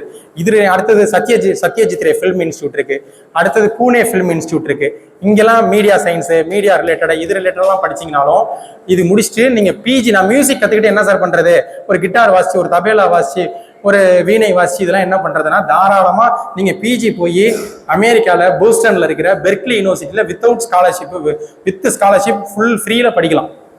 ஏஆர் ரஹ்மான்லாம் அங்கே போய் கோர்ஸ் படிச்சிருக்காரு ஃப்ரீயாக. இதுக்கெல்லாம் வந்து இது மாதிரி டாப் மோஸ்ட் இன்ஸ்டியூஷனில் மியூசிக் ரிலேட்டடாக படிச்சுட்டும் நீங்கள் அங்கே ரிலேட்டடாக போகலாம். ஓகேங்களா? ஸோ இது மாதிரி வாய்ப்புகள் ஒவ்வொன்றுத்துக்கும் இருக்குது. அதுக்கு அடுத்தது பியூட்டிஷியனுக்கு எனக்கு எதுவுமே அகாடமிக்லேயே ஒன்றும் இன்ட்ரெஸ்ட் இல்லை சார், எனக்கு தனிப்பட்ட திறமைகள் இல்லை, நான் பியூட்டிஷியன், ஹேர் ட்ரெஸ்ஸிங் அது மாதிரி சேர்ந்து படிக்கிறதுனா லாக்மி இன்ஸ்டியூட்னு ஒன்று இருக்குது சென்னையில், அல்லது டோனி அண்ட் கை, அது ப்ரைவேட் இன்ஸ்டியூஷன் தான், அதில் நடத்துகிறாங்க. அது மாதிரி இதில் போயிட்டோம். அதில் நார்மலாக ஃப்ரெஷருக்கு 28,000 சம்பளம் கிடைக்குது. மேக்ஸிமம் நல்ல டேலண்டாக உள்ள ஒரு 2 years எக்ஸ்பீரியன்ஸ்னா 1 lakh வரைக்கும் கிடைக்குது. ஃபாதர் ஜான் பால்னு கூட பேட்டி கொடுத்துருப்பாரு, நெட்ல எல்லாம் போய் பாட்டு பாருங்க. அவரே கிறிஸ்டாஃப் கிங்னு நிறைய இன்ஸ்டியூஷன் நடத்துறாங்க. அவங்கலாம் டோனி அண்ட் கேயோட இந்தியாவோட பிரான்சிஸே அவங்க தான் ரன் பண்றாங்க. அவர் கொடுக்குற டேட்டாவெல்லாம் எடுத்து பாருங்க. அவர்லாம் இவ்வளோ சேலரி தரேன், பட் ஆனால் எல்லாருமே போய் இன்ஜினியரிங் படிக்கலாம். அது எல்லா திறமை உள்ளவங்க அதில் போங்க, எல்லாரும் அதில் போய் மாட்டாதீங்க. உங்களுக்கு திறமை எனக்கு பியூட்டிஷியன் தான் இன்ட்ரெஸ்ட், எனக்கு ஹேர் ட்ரெஸ்ஸிங் தான் இன்ட்ரெஸ்ட்னா இது ரிலேட்டடாகவும் படிக்க வைங்க அப்படின்னு சொல்றாங்க. சரிங்களா? அடுத்து டிசைன், மிகச்சிறந்த வாய்ப்பு டிசைன்ல என்ஐடின்னு ஒரு இன்ஸ்டியூட் இருக்கு, எக்ஸாம் இருக்கு, எழுதிங்க. National institute of design. After +2 மிகச்சிறந்த அதிக சம்பளம் வாங்குறதே டிசைனர்ஸ் தான். 1.5 கோடி 2 கோடி வருஷத்துக்கு சம்பளம் வாங்குவாங்க. எனக்கு அதிகபட்சம் எனக்கு குழந்தை வந்து படம் வரைஞ்சிக்கிட்டே இருக்கு, எனக்கு டிராயிங்ல தான் இன்ட்ரெஸ்ட்னா அதிகபட்சம் தாராளமாக டிசைன் படிங்க. அந்த என்ட்ரன்ஸ் எக்ஸாம் எழுதிங்கன்னா ஒன்லி டிசைன் மட்டும் தான் கேட்பாங்க. அதே மாதிரி ஐஐடியில் போயிட்டு யூசிடின்னு ஒரு என்ட்ரன்ஸ் இருக்கு, UCED, university of common entrance examination for design. ஐஐடிஸ்லாம் போய் டிசைன் படிக்கலாம். இங்கே மேக்ஸ் கேட்க மாட்டாங்க, பிசிக்ஸ் கேட்க மாட்டாங்க, ஒன்லி டிசைன் மட்டும் கேட்பாங்க. தமிழ்நாட்டில் படிக்கிறதா இருந்தால் கவின் கலை கல்லூரின்னு கும்பகோணத்தில் இருக்குது, சென்னையில் இருக்குது, மாமல்லபுரத்தில் இருக்குது. இங்கெல்லாம் போய் ஃபைன் ஆர்ட்ஸ் படிக்கலாம் டிசைன் ஓரியன்டாக. ஓகேங்களா? இதெல்லாம் அதிக வேலை வாய்ப்பு உள்ளது. ஆனால் இது மாதிரி கல்லூரிகளில் போய் படிக்கணும். எந்த படிப்புமே நீங்கள் எங்கே படிக்கிறீங்கன்னு தான் முக்கியமே தவிர படிப்பு முக்கியமே இல்லை. நம்ம எல்லாருமே கோர்ஸை நோக்கி போயிட்டே இருப்போம். கோர்ஸ் முக்கியமே கிடையாது, காலேஜ் தான் முக்கியம். உங்களை எல்லாரும் பெரிய பிள்ளைங்க பெரியவங்கள்ட்ட கேளுங்க, நீங்க எங்க படிச்சீங்கன்னா முதல் கொஸ்டின் வரும். 30 வயசுல ஒருத்தர் பாக்குறாரு, 30 வயசுல பாக்குறாருன்னா நீ எங்க படிச்சீங்க அப்படிதான் ஃபர்ஸ்ட் கொஸ்டின் வருமே தவிர ரெண்டாவது என்ன படிச்சீங்கன்னு தெரியும். ஸோ இன்ஸ்டியூஷன் தான் முக்கியம். ஒரு பிசிக்ஸை இங்கே படிக்கிறதுக்கும், ஒரு இன்ஜினியரிங்கை நம்ம ஊர்ல ஒரு கல்லூரியில் படிக்கிறதுக்கும், அண்ணா யூனிவர்சிட்டியில் படிக்கிறதுக்கும், ஐஐடியில் படிக்கிறதுக்கும் வித்தியாசம் இருக்கு. எல்லாமே இன்ஜினியரிங் தானே. எல்லா கம்பெனி இப்போ கூகுள் வந்து ஆள் எடுக்கிறான், மைக்ரோசாஃப்ட் ஆள் எடுக்கிறான். எங்க பார்த்தாலும் கம்ப்யூட்டர் சயின்ஸ் இருக்கு, எங்க பார்த்தாலும் வந்து ஆள் எடுக்க வேண்டியதானே. அவன் இல்லை இருக்கிற 450 காலேஜ்லயும் இருக்கு, அவன் எதுக்கு டாப் காலேஜோட நிப்பாட்டிக்கிறான்? அதுலயே தெரியும் நமக்கு இன்ஸ்டிடியூஷன் தான் முக்கியம் தரான். கவர்மெண்ட் காலேஜஸ், கம்பெனிஸ் கோர்ஸுக்கு முக்கிய தரவில்லைன்னு. ஆனால் நம்ம என்ன பண்ணுவோம், ஏஐடிஎஸ்ல இப்போ ஸ்கோப் இருக்கா sir, AIML, artificial intelligence, data science, artificial intelligence, machine learning, cyber security, robotics, automation, இதுக்கெல்லாம் ஸ்கோப் இருக்கான்னு கோர்ஸை நோக்கியே போயிட்டு இருப்போம். கோர்ஸை நோக்கி போறதே தப்பு. எப்பயுமே இன்ஸ்டிடியூஷனை நோக்கி போங்க, அதுக்கு அடுத்தது கோர்ஸுக்கு போங்க. சரிங்களா? எப்பயுமே முதல்ல இன்ஸ்டிடியூஷன் தான் முக்கியம். இப்போ எக்ஸாம்பிளுக்கு ஒரு சிவில் இன்ஜினியரிங் ஐஐடியில் கிடைக்குது, ஒரு நார்மல் காலேஜஸ்ல உங்களுக்கு கம்ப்யூட்டர் சயின்ஸ் கிடைக்குது. பேரண்ட் போய் கேட்டிங்கன்னா எதை எடுப்பீங்கன்னு கேட்டால் எல்லாரும் ஆன்சர் பண்ணுறது ஐஐடி தான் சொல்லுவாங்க. சிவில் தானே, தாராளம் ஏன் எடுக்கிறீங்கன்னா அங்கே இன்ஸ்டிடியூஷன் தான் முக்கியம். சரிங்களா? அதனால பெரிய பெரிய இன்ஸ்டிடியூஷனோட பிளேஸ்மெண்ட் டேட்டாவெல்லாம் எல்லாம் பாருங்க. இந்த பிரைவேட் காலேஜஸ் எதுலலாம் என்ன ஃப்ளெக்ஸ் வைக்கிறது, உங்களுக்கு நோட்டீஸ் பேப்பர் கொடுக்குறது எல்லாமே பிளேஸ்மெண்ட் கிடைச்சிருக்குன்னு ஏமாத்துவாங்க. அது எல்லாமே பிளேஸ்மெண்ட்டுங்கிறது மொட்டையா 5 லட்ச ரூபா பேக்கேஜில் 200 பேர், 10 லட்ச ரூபா பேக்கேஜில் 300 பேர் சேர்ந்துருக்காங்கன்னு இப்படி தான் பேம்ப்ளெட் அடிப்பாங்களே தவிர பிளேஸ்மெண்ட் டேட்டாவை யாருமே தரமாட்டாங்க. அதுக்கு நீங்கள் போய் பார்க்கறதுக்கு NIRFன்னு ஒரு வெப்சைட் இருக்குது, போய் பாருங்க. National institution ranking frame work, government website. அதில் போனால் ஒரு கரெக்டான டேட்டாங்கிறது எப்படி இருக்கணும்னா, இந்த ஸ்டூடெண்ட் இப்போ சார் பேர் ஷீன் சார் இந்த டிபார்ட்மெண்ட் படிச்சிருக்காரு, இவ்வளோ சம்பளத்தில் இத்தனை கம்பெனியில் வேலைக்கு போயிருக்காருன்னு கொடுத்தா அது மட்டும்தான் அது டேட்டா. ராஜ்குமார் கம்ப்யூட்டர் சயின்ஸ் படிச்சிருக்காரு, இல்லை இசிஇ படிச்சிருக்காரு, சிவில் படிச்சிருக்காரு, மெக்கானிக்கல் படிச்சிருக்காரு, 8 லட்சம் சம்பளத்திலே 2 லட்சம் சம்பளத்திலே போயிருக்காரு இந்த கம்பெனி. தான் கரெக்டான டேட்டா. இந்த டேட்டா எந்த வெப்சைட்லையும் இருக்காது. கவர்மெண்ட் காலேஜஸ்ல இருக்கும், சப்போஸ் அப்டேட் பண்ணாமல் கூட இருப்பாங்க. ஆனால் ப்ரைவேட் காலேஜஸ்லாம் ஒட்டுமொத்த டேட்டா தான் கொடுப்பாங்க. இப்போ ஸ்கூலுக்கே இப்போ நீட்டில் எபோவ் 66 100 பேர் அப்படி தான் போடுவாங்களே தவிர ஒட்டுமொத்தமாக க்ளீன் டேட்டா வந்தாங்கன்னா யாருமே தர மாட்டாங்க. அதனால இது மாதிரி பாருங்க, ஓகேவா? அதனால இன்ஸ்டிடியூஷனுக்கு முக்கியத்துவம் கொடுங்க. அடுத்து டிஃபென்ஸ் ஸ்டடீஸ். டிஃபென்ஸ் ஸ்டடீஸ்க்கு என்டிஏன்னு ஒரு என்ட்ரன்ஸ் இருக்குப்பா, நேஷனல் டிஃபென்ஸ் அகாடமி. ஆஃப்டர் +2 எழுதுனீங்கன்னா நீங்கள் ஏர்ஃபோர்ஸ் சம்மந்தமாக, நேவி சம்மந்தமாக, ஆர்மி சம்மந்தமாக தாராளமாக படிக்கலாம், ஓகேவா? அடுத்தது data science, dairy technology. Data சயின்ஸுங்கிறது இன்ஜினியரிங்ல ஒரு பார்ட். மொத்தம் இன்ஜினியரிங் நான் சொல்லிடுறேன், அதிக பேர் விருப்பப்படுவீங்க. இதனால இன்ஜினியரிங்ல நிறைய 144 ஸ்ட்ரீம்ஸ் இருக்கு. மேக்ஸிமம் போகிறது ஒரு 7 ஸ்ட்ரீம். 7 ஸ்ட்ரீம் என்னென்னா computer science, ECE electronics and communication engineering, electrical electronics engineering, electronics and instrumentation engineering, chemical engineering, civil engineering, mechanical engineering, biotechnology. இந்த 7-8க்குள்ளே எல்லாமே அடங்கிடும். இதுதான் பேஸ், ஃபண்டமெண்டல். இதை படிங்க. அடுத்தது ஸ்பெஷலைசேஷன் போய் நீங்கள் பிஜியில் எது வேணாலும் படிங்க. இப்போ ஆனால் எல்லாரும் ஆஃப்டர் கோவிட் இந்த தமிழ்நாட்டில் 3 லட்சம் பேர் இன்ஜினியரிங் படிக்கிறாங்கன்னா 1.5 லட்சம் பேர் கம்ப்யூட்டர் சயின்ஸே படிக்கிறாங்க. இந்தியா முழுக்க 35 லட்சம் பேர் இன்ஜினியரிங் படிக்கிறாங்கன்னா கிட்டத்தட்ட 13 லட்சம் பேர் கம்ப்யூட்டர் சயின்ஸே படிக்கிறாங்க. ஸோ ஹெவி ரஷ்ல போய் மாட்டுறீங்க, காம்படிஷனில் மாட்டுறீங்க. ஒருத்தருக்கும் சம்பந்தமாக சத்தமாக ஸ்கில் இல்லைன்னா வேலையே கிடைக்காது. எல்லா காலேஜஸும் உங்களுக்கு சேர்க்கிறப்ப அட்மிஷன் மட்டும்தான் உங்களுக்கு கை கொடுப்பாங்களே தவிர பிளேஸ்மெண்ட்ல எல்லாரும் கை விட்டுருவாங்க. பிளேஸ்மெண்ட்டை நோக்கியே போகாதீங்க. நீங்க ஸ்கில்லை வளர்த்துக்கிட்டீங்கன்னா உங்களுக்கு பிளேஸ்மெண்ட் கிடைக்கும். எல்லாரும் இப்போ போய் ரீசெண்டாக இப்போ ஃபைனல் இயர் படிக்கிற ஸ்டூடெண்ட்ஸை கேளுங்க, 20,000 சம்பளம் 15,000 சம்பளத்துல இருந்து ஆள் எடுக்கிறாங்க. ஏன்னா ரிசோர்சஸ் நிறைய கிடைக்குது. தக்காளி மார்க்கெட்டுக்கு அதிகம் வந்துருச்சுன்னா மதிப்பே இருக்காது தக்காளிக்கு. அதே மாதிரி தான் கம்ப்யூட்டர் சயின்ஸ் ஸ்டூடெண்ட் எக்கச்சக்கமா வரான். ஸோ அவன் சம்பளத்தை குறைச்சிக்கிட்டே போவான். இப்போ நான் 2001 நான் வேலைக்கு போகும்போதெல்லாம் 40,000 சேலரி ஃப்ரெஷருக்கு. ஆனால் இன்னைக்கு ஃப்ரெஷருக்கு சேலரி 20,000. அன்னைக்கு 2001 40,000க்கு குறைஞ்சபட்சம் மினிமம் வச்சுக்கிட்டீங்கனாலும் ஒரு 8 பவுன் நகை வாங்கலாம். இன்னைக்கு 20,000 வச்சுக்கிட்டு அரை பவுன் கூட வாங்க முடியாது. அப்போ இன்ஃப்ளேஷன் உங்களுக்கு எப்படி உங்களை கீழே இறக்குறாங்க, எப்படி டவுன் கிரேட் பண்ணுறாங்கன்னு பாருங்க. ஆனால் நீங்கள் செலவு பண்ணுறது ப்ரைவேட் காலேஜஸ்லாம் கொண்டு போய் 15 லட்சம் 20 லட்சம் 30 லட்சம்லாம் செலவு பண்ணுறீங்க.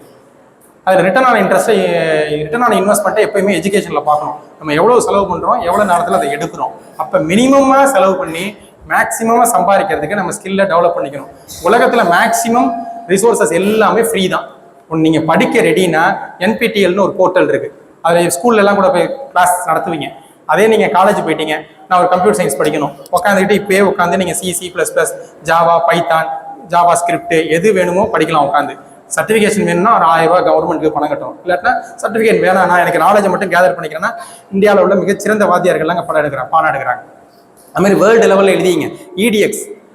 EDX அடுத்து கோர்ஸ்யரா, அடுத்து ஓகே சார் கோர்ஸ்யரா, அடுத்தது உடுமி. இங்கெல்லாம் போயிட்டீங்கன்னா வேர்ல்டு லெவலில் டாப் மோஸ்ட் யூனிவர்சிட்டிஸ், மசேச்சூட்ஸ் இன்ஸ்டியூட் ஆஃப் டெக்னாலஜி MITம்பாங்க அமெரிக்காவில் இன்ஜினியரிங் படிக்கவே மிகச்சிறந்த இன்ஸ்டியூட். அடுத்து Caltech, California institute of technology. அடுத்து NUS, university of Singapore, national university of Singapore. Tokyo, university of Tokyo. இது மாதிரி மிகச்சிறந்த உலகத்தில் மிகச்சிறந்த யூனிவர்சிட்டிஸ்ல எல்லாம் கிளாஸ் எடுக்கிறாங்க. நீங்க எந்த சப்ஜெக்ட் வேணாலும் போடுங்க. எனக்கு டிராயிங் வேணுமா டிராயிங், பெயிண்டிங் வேணுமா பெயிண்டிங், பிசிக்ஸ் வேணுமா physics, chemistry, engineering, biology, sciences, medicine எது போட்டிங்கனாலும் அதுக்கு கிளாஸ் எடுக்கிறாங்க.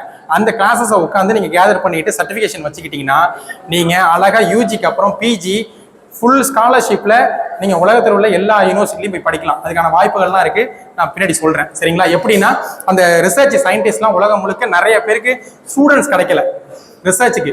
அப்போ ஸ்டூடெண்ட்ஸுக்கு கேட்குறாங்க. இந்தியாவிலேருந்து திருச்சியிலேருந்து ஒரு பொண்ணு கூட US ஃபுல் ஸ்காலர்ஷிப்பில் போயிருக்காங்க. ஸோ அது மாதிரி இப்போ திருநெல்வேலியிலேருந்து ஒரு பொண்ணு $50,000 ஸ்காலர்ஷிப்பில் போயிருக்காங்க. இது மாதிரி எப்படி கிடைக்குதுன்னா அவங்க இது மாதிரி கோர்சஸ் நீங்கள் பண்ண இன்டர்ன்ஷிப், ஆன்லைன் இன்டர்ன்ஷிப், ஆஃப்லைன் இன்டர்ன்ஷிப்லாம் எல்லாம் IITs NITஸ்ல நடத்துகிறாங்க. நீங்கள் எனக்கு அங்கெல்லாம் நான் எழுதி சீட்டு கிடைக்கல சார், ஆனால் நான் நார்மல் காலேஜில் தான் படிக்கிறேன், ஆனால் இது மாதிரிலாம் நான் எஃபர்ட் போட்டிருக்கேன் அப்படின்னு நீங்கள் வச்சுருந்தீங்கனாலே இந்த சர்டிஃபிகேஷன்ஸ் எல்லாம் வச்சு அப்ரோச் பண்ணிங்கன்னா தாராளமாக ப்ரொஃபஸர்ஸ் எடுத்துக்கிறாங்க. எல்லா ப்ரொஃபஸர்ஸ்டையும் ஃபண்டிங், அவ்வளோ ரிசர்ச் ஆக்டிவிட்டீஸில் ஃபண்டிங் இருக்குது. ஸோ நீட் இல்லாமல் பயாலஜிக்கு ரிலேட்டாக படிக்கிறதுக்கு இவ்வளோ வாய்ப்பு இருக்குது. எது சம்மந்தமாக படிக்கிறதுக்கு இவ்வளோ வாய்ப்பு இருக்குது. இப்போ ஒரு டிசாஸ்டர் மேனேஜ்மெண்ட்டு, குளோபல் வார்மிங், ஏன் அதிக வெயில் அடிக்குது, ஏன் அதிக மழை பெய்யுது, ஏன் நிலச்சரிவு ஏற்படுது கேரளாவில், இது மாதிரிலாம் படிக்கிறதுக்கெலாம், ஏன் சென்னையில் அதிக மழை பொழியுது, இதெல்லாம் சம்மந்தமாலாம் படிக்கலாம். என்விரான்மெண்டல் இன்ஜினியரிங் பேர், ஜியாலஜி படிக்கலாம், எர்த் சயின்ஸ் படிக்கலாம். இதெல்லாம் யாரும் படிக்கிறதே இல்லை. ஃபயர் அண்ட் சேஃப்டி, ஃபயர் இன்ஜினியரிங்னு ஒன்று இருக்குது IITயில், வெறும் 100 பேர் தான் படிக்கிறாங்க. பேச்சுலர் ஆஃப் பிளானிங் இருக்குது, வெறும் இந்தியாவிலே 500 பேர் தான் படிக்கிறாங்க பேச்சுலர் ஆஃப் பிளானிங். தமிழ்நாட்டில் 30 பேர் தான் படிக்க முடியும். அண்ணா யூனிவர்சிட்டி சென்னையில் இருக்குது. அண்ணா யூனிவர்சிட்டிக்குள்ள கிண்டிக்குள்ள அது மாதிரி ஒரு காலேஜ் இருக்குன்னு நிறைய பேருக்கு தெரியாது. SAP, school of architecture and planning. அழகாக எழுதுனீங்கன்னா ஒரு 75 மார்க் எடுத்தீங்கனாலும் இங்கே சீட்டு கிடைக்கும். இல்லை நான் ஜேஇயில் பேப்பர் 2ல் பி முன்னாடி ஏ சொன்ன ஆர்கிடெக்சருக்கு பிக்கு பிளானிங்க்கு பின்னு எடுத்து எழுதுனீங்கன்னா நீங்கள் குறைவான மார்க் எடுத்து 65 மார்க்கு 50 மார்க் எடுத்தீங்கனாலும் பேச்சுலர் ஆஃப் பிளானிங் இந்தியா லெவலில் 3 காலேஜ் இருக்குது. டெல்லி இருக்குது, விஜயவாடாவில் இருக்குது, இன்னொன்று பெங்களூரில் இருக்குது. இங்கே போய் போபாலில் இருக்குது, சாரி பெங்களூரில் போபால். இங்கே போய் நீங்கள் படிக்கலாம். Bachelor of planning. பிளானிங்னா டவுன் பிளானிங், அர்பன் பிளானிங். இப்போ எக்ஸாம்பிளுக்கு சிங்கப்பூர் 50 வருஷம் கழிச்சு எப்படி இருக்கும், இந்தியா எப்படி 50 வருஷம் கழிச்சு இருக்கும். இப்போ தஞ்சாவூர் ஸ்மார்ட் சிட்டி ஆக்குனாங்க, இது மாதிரி எப்படி ஸ்மார்ட் சிட்டி ஆக்குறாங்க, ஒரு திட்டம் கொண்டு வருது. இது ரிலேட்டடாக படிக்கிறது பிளானிங். சரிங்களா? இது மாதிரி இந்த லிஸ்ட்ல நிறைய இருக்கு. ஸோ டைமும் இல்லை. நீங்கள் எந்த டவுட்ஸ் எதாக இருந்தாலும் கேளுங்க. நான் இன்னொரு நாள் கூட வந்து இன்னும் டீட்டெயிலாக எல்லாம் சொல்கிறேன். எவ்வளோ வாட்டினாலும் வருவேன். எல்லாமே ஃப்ரீ சர்வீசஸ் தான். இதில் வந்து டவுட்ஸ்னா கேளுங்க. இல்லை வேறு எதுவும் சப்ஜெக்ட் ரிலேட்டட் இந்த டாபிக் ரிலேட்டட் எனக்கு சொல்லுங்கள் சார்னு சொல்லுங்கள். ஷார்ட்டாக முடிச்சிடுறேன். ஓகேவா? இதெல்லாம் உட்காந்து வேணா ஒரு நிமிஷம் கிளான்ஸ் பாருங்க. இல்லை வேற என்ன நிறைய நான் சொல்லிட்டு போகணும். இசட் வரைக்கும் நான் விட்டால் 2 நாளைக்கு பேசுவேன். அவ்வளோ டேட்டா இருக்கு. ஓகேவா? இது எதுக்குமே அதிகபட்சம் பணம் தேவையில்ல. நீங்க எஃபர்ட் போட்டா போதும். லட்சமா ஃபீஸ் கட்டணும் சார் அப்படின்லாம் எதுவுமே தேவையில்லை. அதிகபட்சம் யூஜிக்கு வேணா செலவாகும். அதுவும் நீங்க மினிமம் 1000 ரூபாய் 2000 ரூபாய் கவர்மெண்ட் காலேஜில் படிச்சுட்டு போயிடலாம். ஆனா பிஜிலாம் ஃப்ரீயாவே படிக்கலாம். இல்லை சார் எனக்கு நான் மார்க் ரொம்ப கம்மி, நான் ஒரு பாலிடெக்னிக் படிக்கிறேன், தாராளமாக கவர்மெண்ட் காலேஜில் பாலிடெக்னிக்ல 2000 ரூபாய் படிக்கலாம். அது மாதிரி ஐடிஐ தான் சார் படிக்கிறேன், நான் எப்படி முன்னுக்கு வருது, 1.5 லட்சம் ரூபாய் எப்படி சம்பளம் வாங்குறதுனா, இந்தியன் கவர்மெண்ட் டிஐடிபின்னு ஒரு ப்ரோக்ராம் நடத்துறாங்க. ஐடிஐ பாலிடெக்னிக் முடிச்சவங்களுக்குலாம் எது வேணாலும் படிங்க. 2500 ரூபா தான் கவர்மெண்ட்ல பாலிடெக்னிக் ஃபீஸ். ஐடிஐ படிக்க மாசம் 750 ரூபா அவங்க தராங்க. அவங்கெல்லாம் நீங்க அங்கே போய் அங்கே படிச்சுட்டு இந்த ஜாப்பனீஸ் லாங்குவேஜ் ஒரு லெவல் வெறும் N5 அந்த பேசிக் லெவலில் கற்றுக்கிட்டீங்கன்னா கூட அவங்க ஜப்பானுக்கு ஃப்ரீ விசால அனுப்பிடுறாங்க. அனுப்பி மாதம் 1.5 லட்ச ரூபா சம்பளம் உங்களுக்கு. ஐடிஐ படித்தாலும் சரி, டிப்ளமா பாலிடெக்னிக் படித்தாலும் சரி. அதே மாதிரி பேராமெடிக்கல், நர்சிங் உலகம் முழுக்க அதிக வாய்ப்பு இருக்குது. எக்கச்சக்க வாய்ப்பு. டாக்டரை தாண்டி அதிக மரியாதை உலகம் முழுக்க. ஆஸ்திரேலியா, கனடா எங்கே வேணாலும் போங்க, எல்லாம் பார்த்தாலும் நர்சிங்க்கு மரியாதை.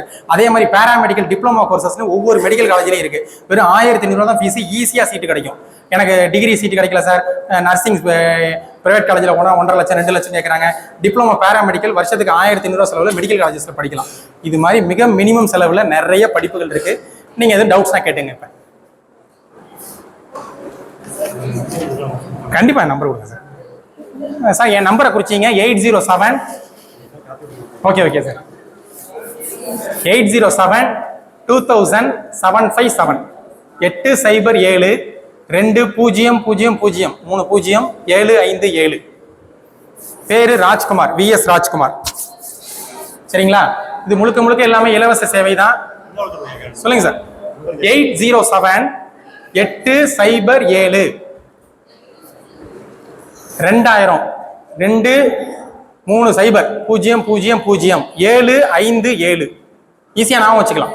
ஓகேங்களா? பேரு ராஜ்குமார். நீங்க எனி டைம் எப்ப வேணாலும் சப்ஜெக்ட் ரிலேட்டடாவோ, அகாடமிக் ஓரியன்டாவோ, வேலை வாய்ப்பு சம்பந்தமாவோ எது வேணாலும் கேளுங்க. ஓகேவா? அடுத்தது என் வாட்ஸ்அப் குரூப்லாம் வச்சிருக்கேன். ஆனா ஃபாலோ பண்ணணும். ஃபாலோ பண்ணலன்னா எவ்ரி 3 மந்த்ஸ் குரூப் விட்டு நானே எடுத்துருவேன். ஓகேவா?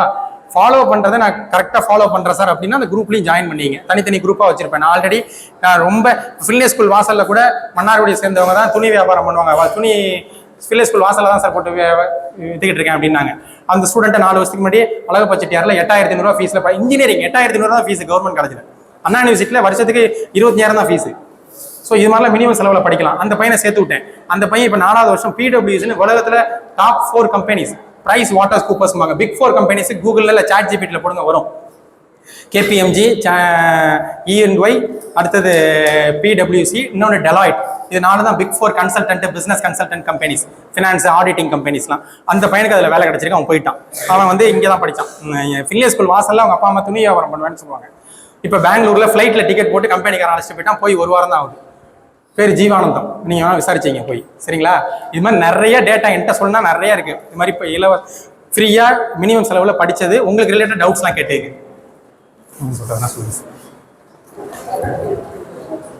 நீங்க வந்து கூகுள்ல நீங்க டச் பண்ணி இந்த படிப்புகளை கொடுத்து சர்ச் பண்ணாலே இவ்வளவு தகவல்கள் உங்களுக்கு கிடைக்குமா? 100 வாட்டி கைத்தட்டீங்கல்ல சார், இந்த சேவைக்கு நல்ல பலமான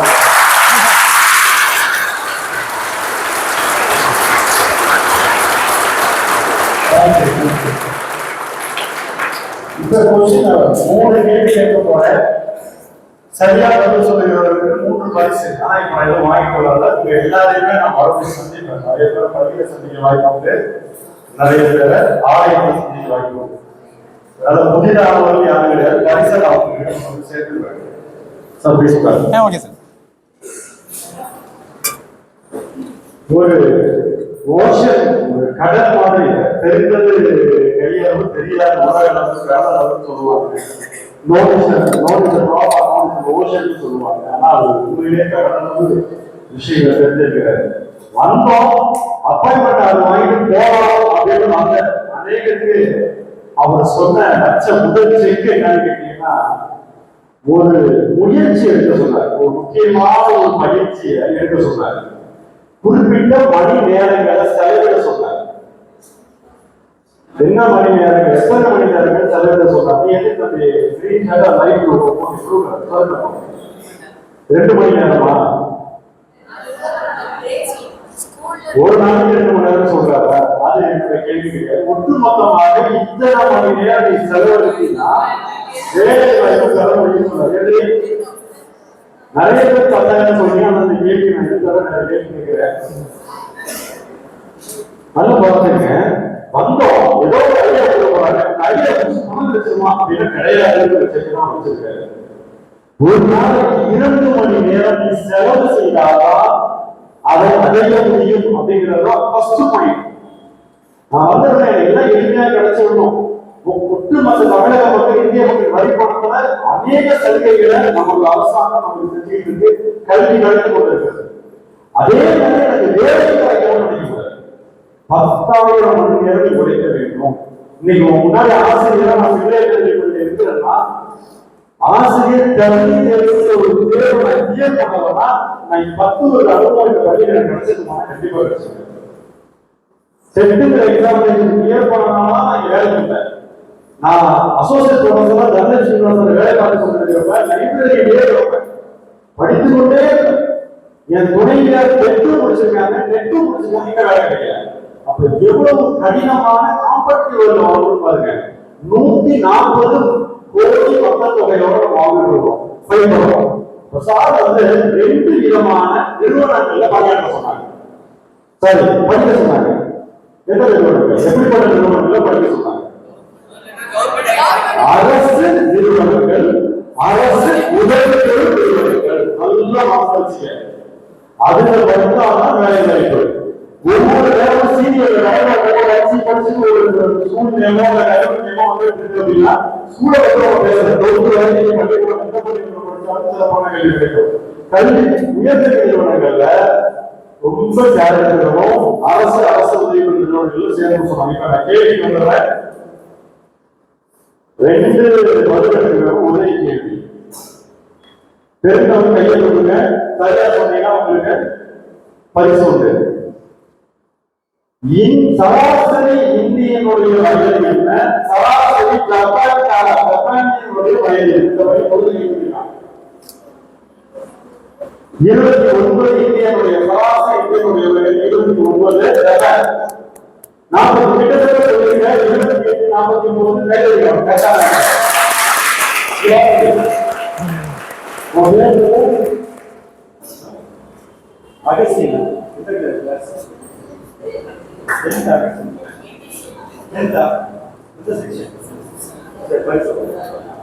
49 அகசியம் ரொம்ப அழகாக 28 நம்மளுடைய ஆவரேஜ் ஏஜ் 140 மக்கள் கோடியை சேர்த்தீங்கன்னா 28 வயது இருக்கும் ஆவரேஜா.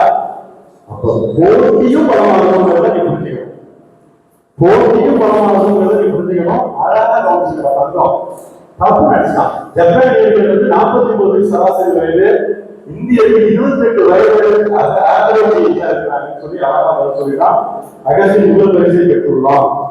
2வது பரிசுக்கான கேள்வி இதை ஒரு 3 பதில் சொல்றோம்.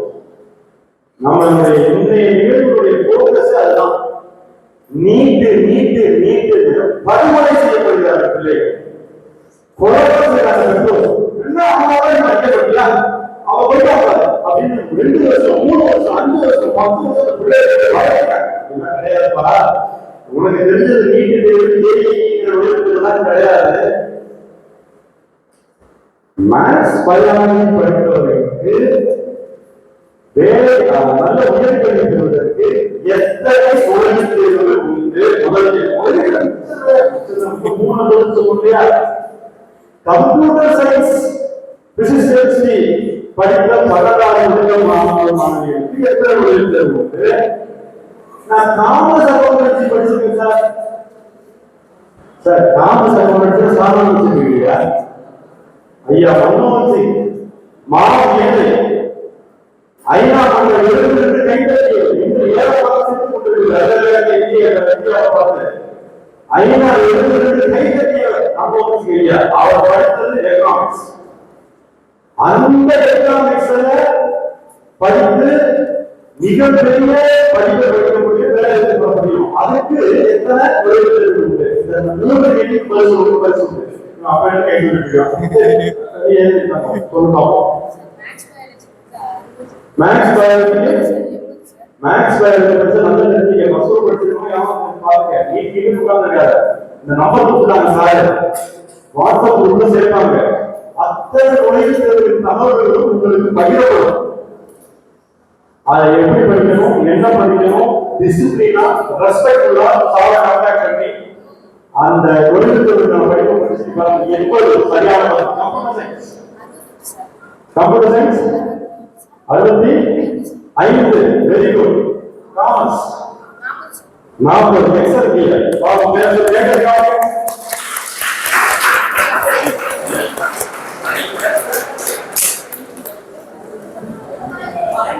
கடைசி கேள்வி பெண்களுக்காக ஒதுக்கப்படுகிறது. ஏன்னா பெண்களுக்கு யாரும் பரிசு தரல, அதனால அந்த கடைசி கேள்வி பெண்களுக்காக ஒதுக்கப்படுகிறது.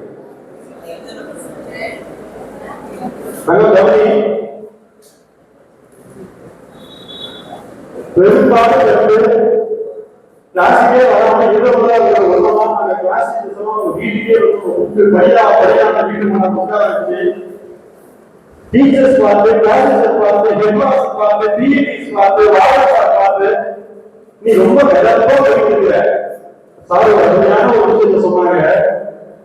100 பேர் 12வது வகுப்பு முடிக்கிறான் அப்படின்னா இந்தியாவில் எத்தனை பேர் யூஜி படிக்கிறான்? 100 பையன் 12 போவான். எத்தனை மாணவன் கல்லூரி வாசல் இருக்கிறான்? எத்தனை சதவீதம்? 100 பேர் எத்தனை பையன்? நம்பி கவனி. 27 பேர் தான் யூஜி படிக்கிறான். எத்தனை பேர் பிஜி படிக்கிறான்?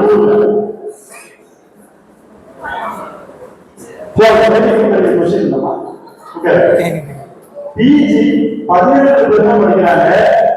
நீ உயர்ந்த நிறுவனங்கள்ல தொடர்ந்து படிச்சுக்கிட்டே போனீங்கன்னா உனக்கான வேலை வாய்ப்பு உறுதி. நல்ல நிறுவனங்கள்ல எந்த ஒரு அவசர பாவம் பண்ணி ஒரு நாளைக்கு 2 மணி நேரம் செலவழித்து படிச்சீங்கன்னா உனக்கு உறுதி. அப்படி பேசாத. இப்போ உங்களுக்கான கேள்வி வருகிறேன்.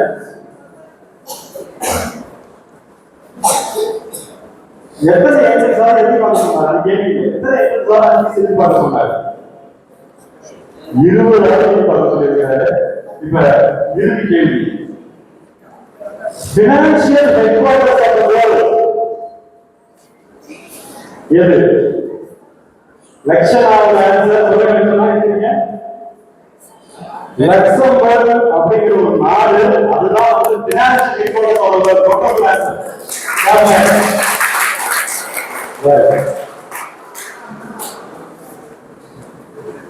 சார் வந்து மறுபடியும் நம்ம இன்னொரு நம்ம வந்து அழைச்சி இந்த பேஜை முடிக்க சொல்லணும்.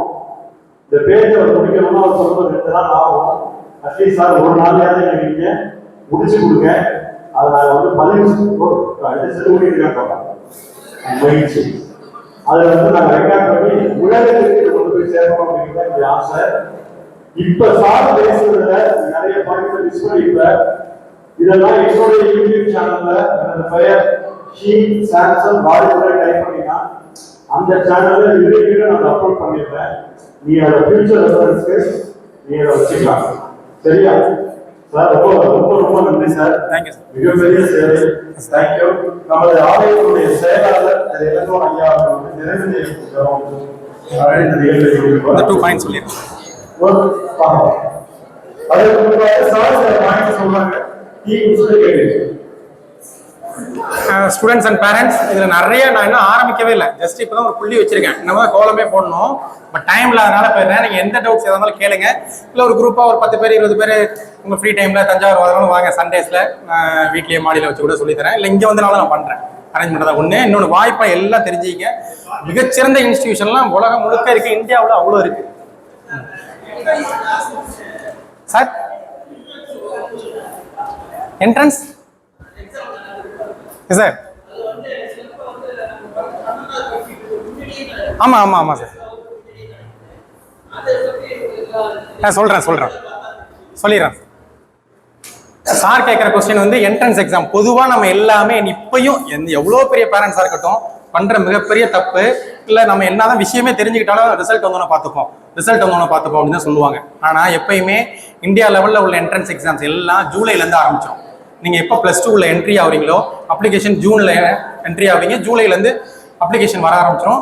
எக்ஸாம்ஸ்லாம் ஆகஸ்ட் செப்டம்பர்லேருந்து முடிஞ்சிடும். இப்போ ஆல்ரெடி இந்த வருஷத்துக்கு கிட்டத்தட்ட ஒரு 20 எக்ஸாம்ஸ் முடிஞ்சிருச்சு, மீதி எக்ஸாம்ஸ் ரன்னிங்கில் இருக்குது.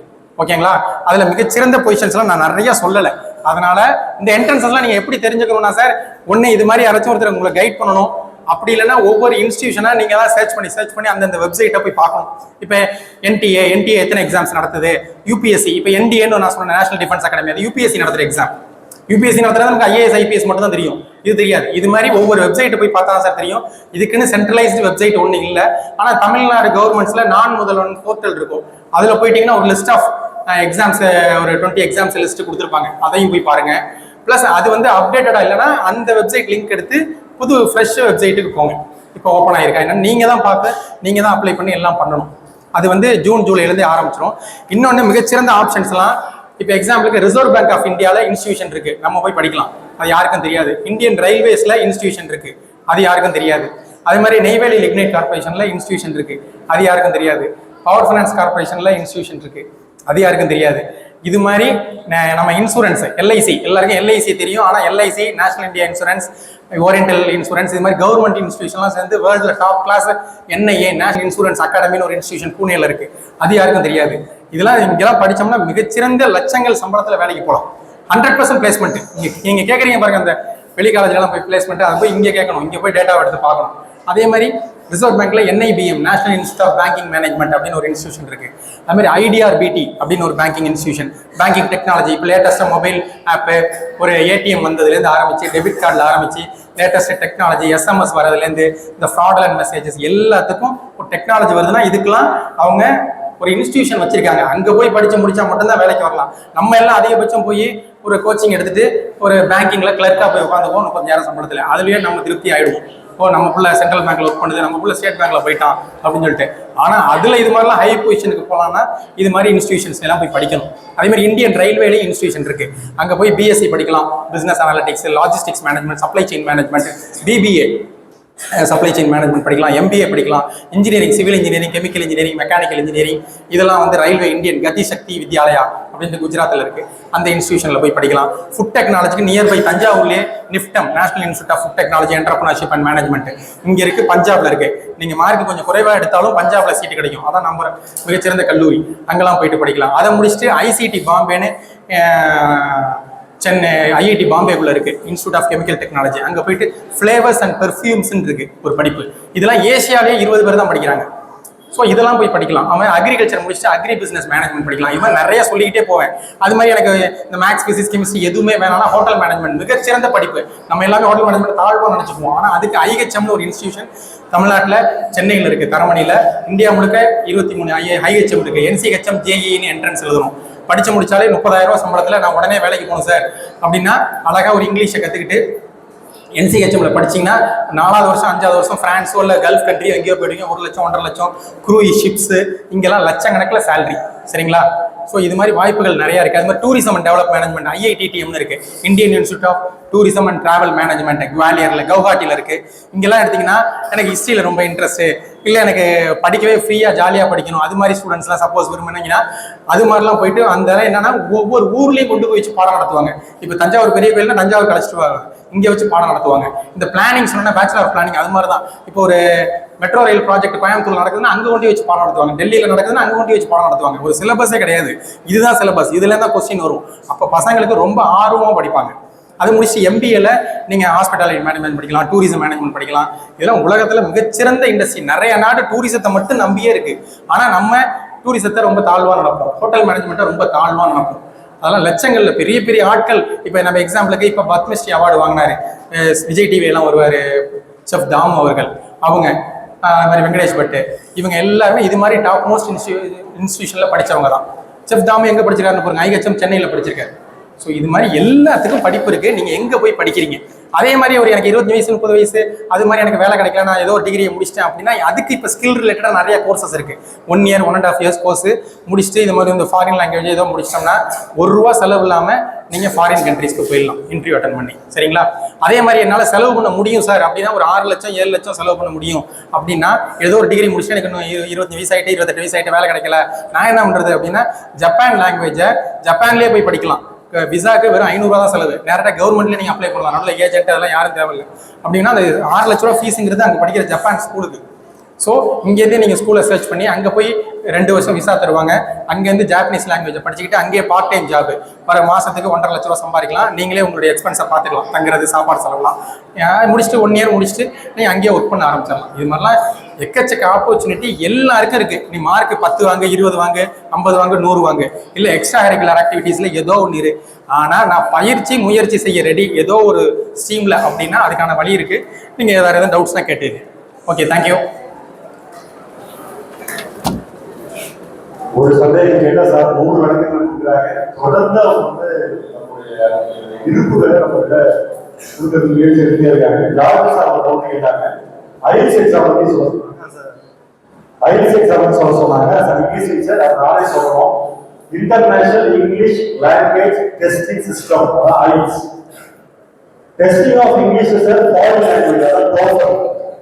அப்போ நீங்க வச்சிருக்கக்கூடிய இந்த 12ஆம் இங்கிலீஷ் மதிப்பெண்ணை வச்சு நீ ஐரோப்பிய தேசத்திலையும் கனடா மாதிரி நாடுகள்ல அமெரிக்காவுல போய் ஒரு பெரிய கோர்ஸ் படிக்கணும் அப்படின்னா இது பத்தாது. நீ ஐஎல்ஸ் கிளியர் பண்ணணும், இல்லைன்னா டோஃபல் எக்ஸாமினேஷன் கிளியர் பண்ணணும்.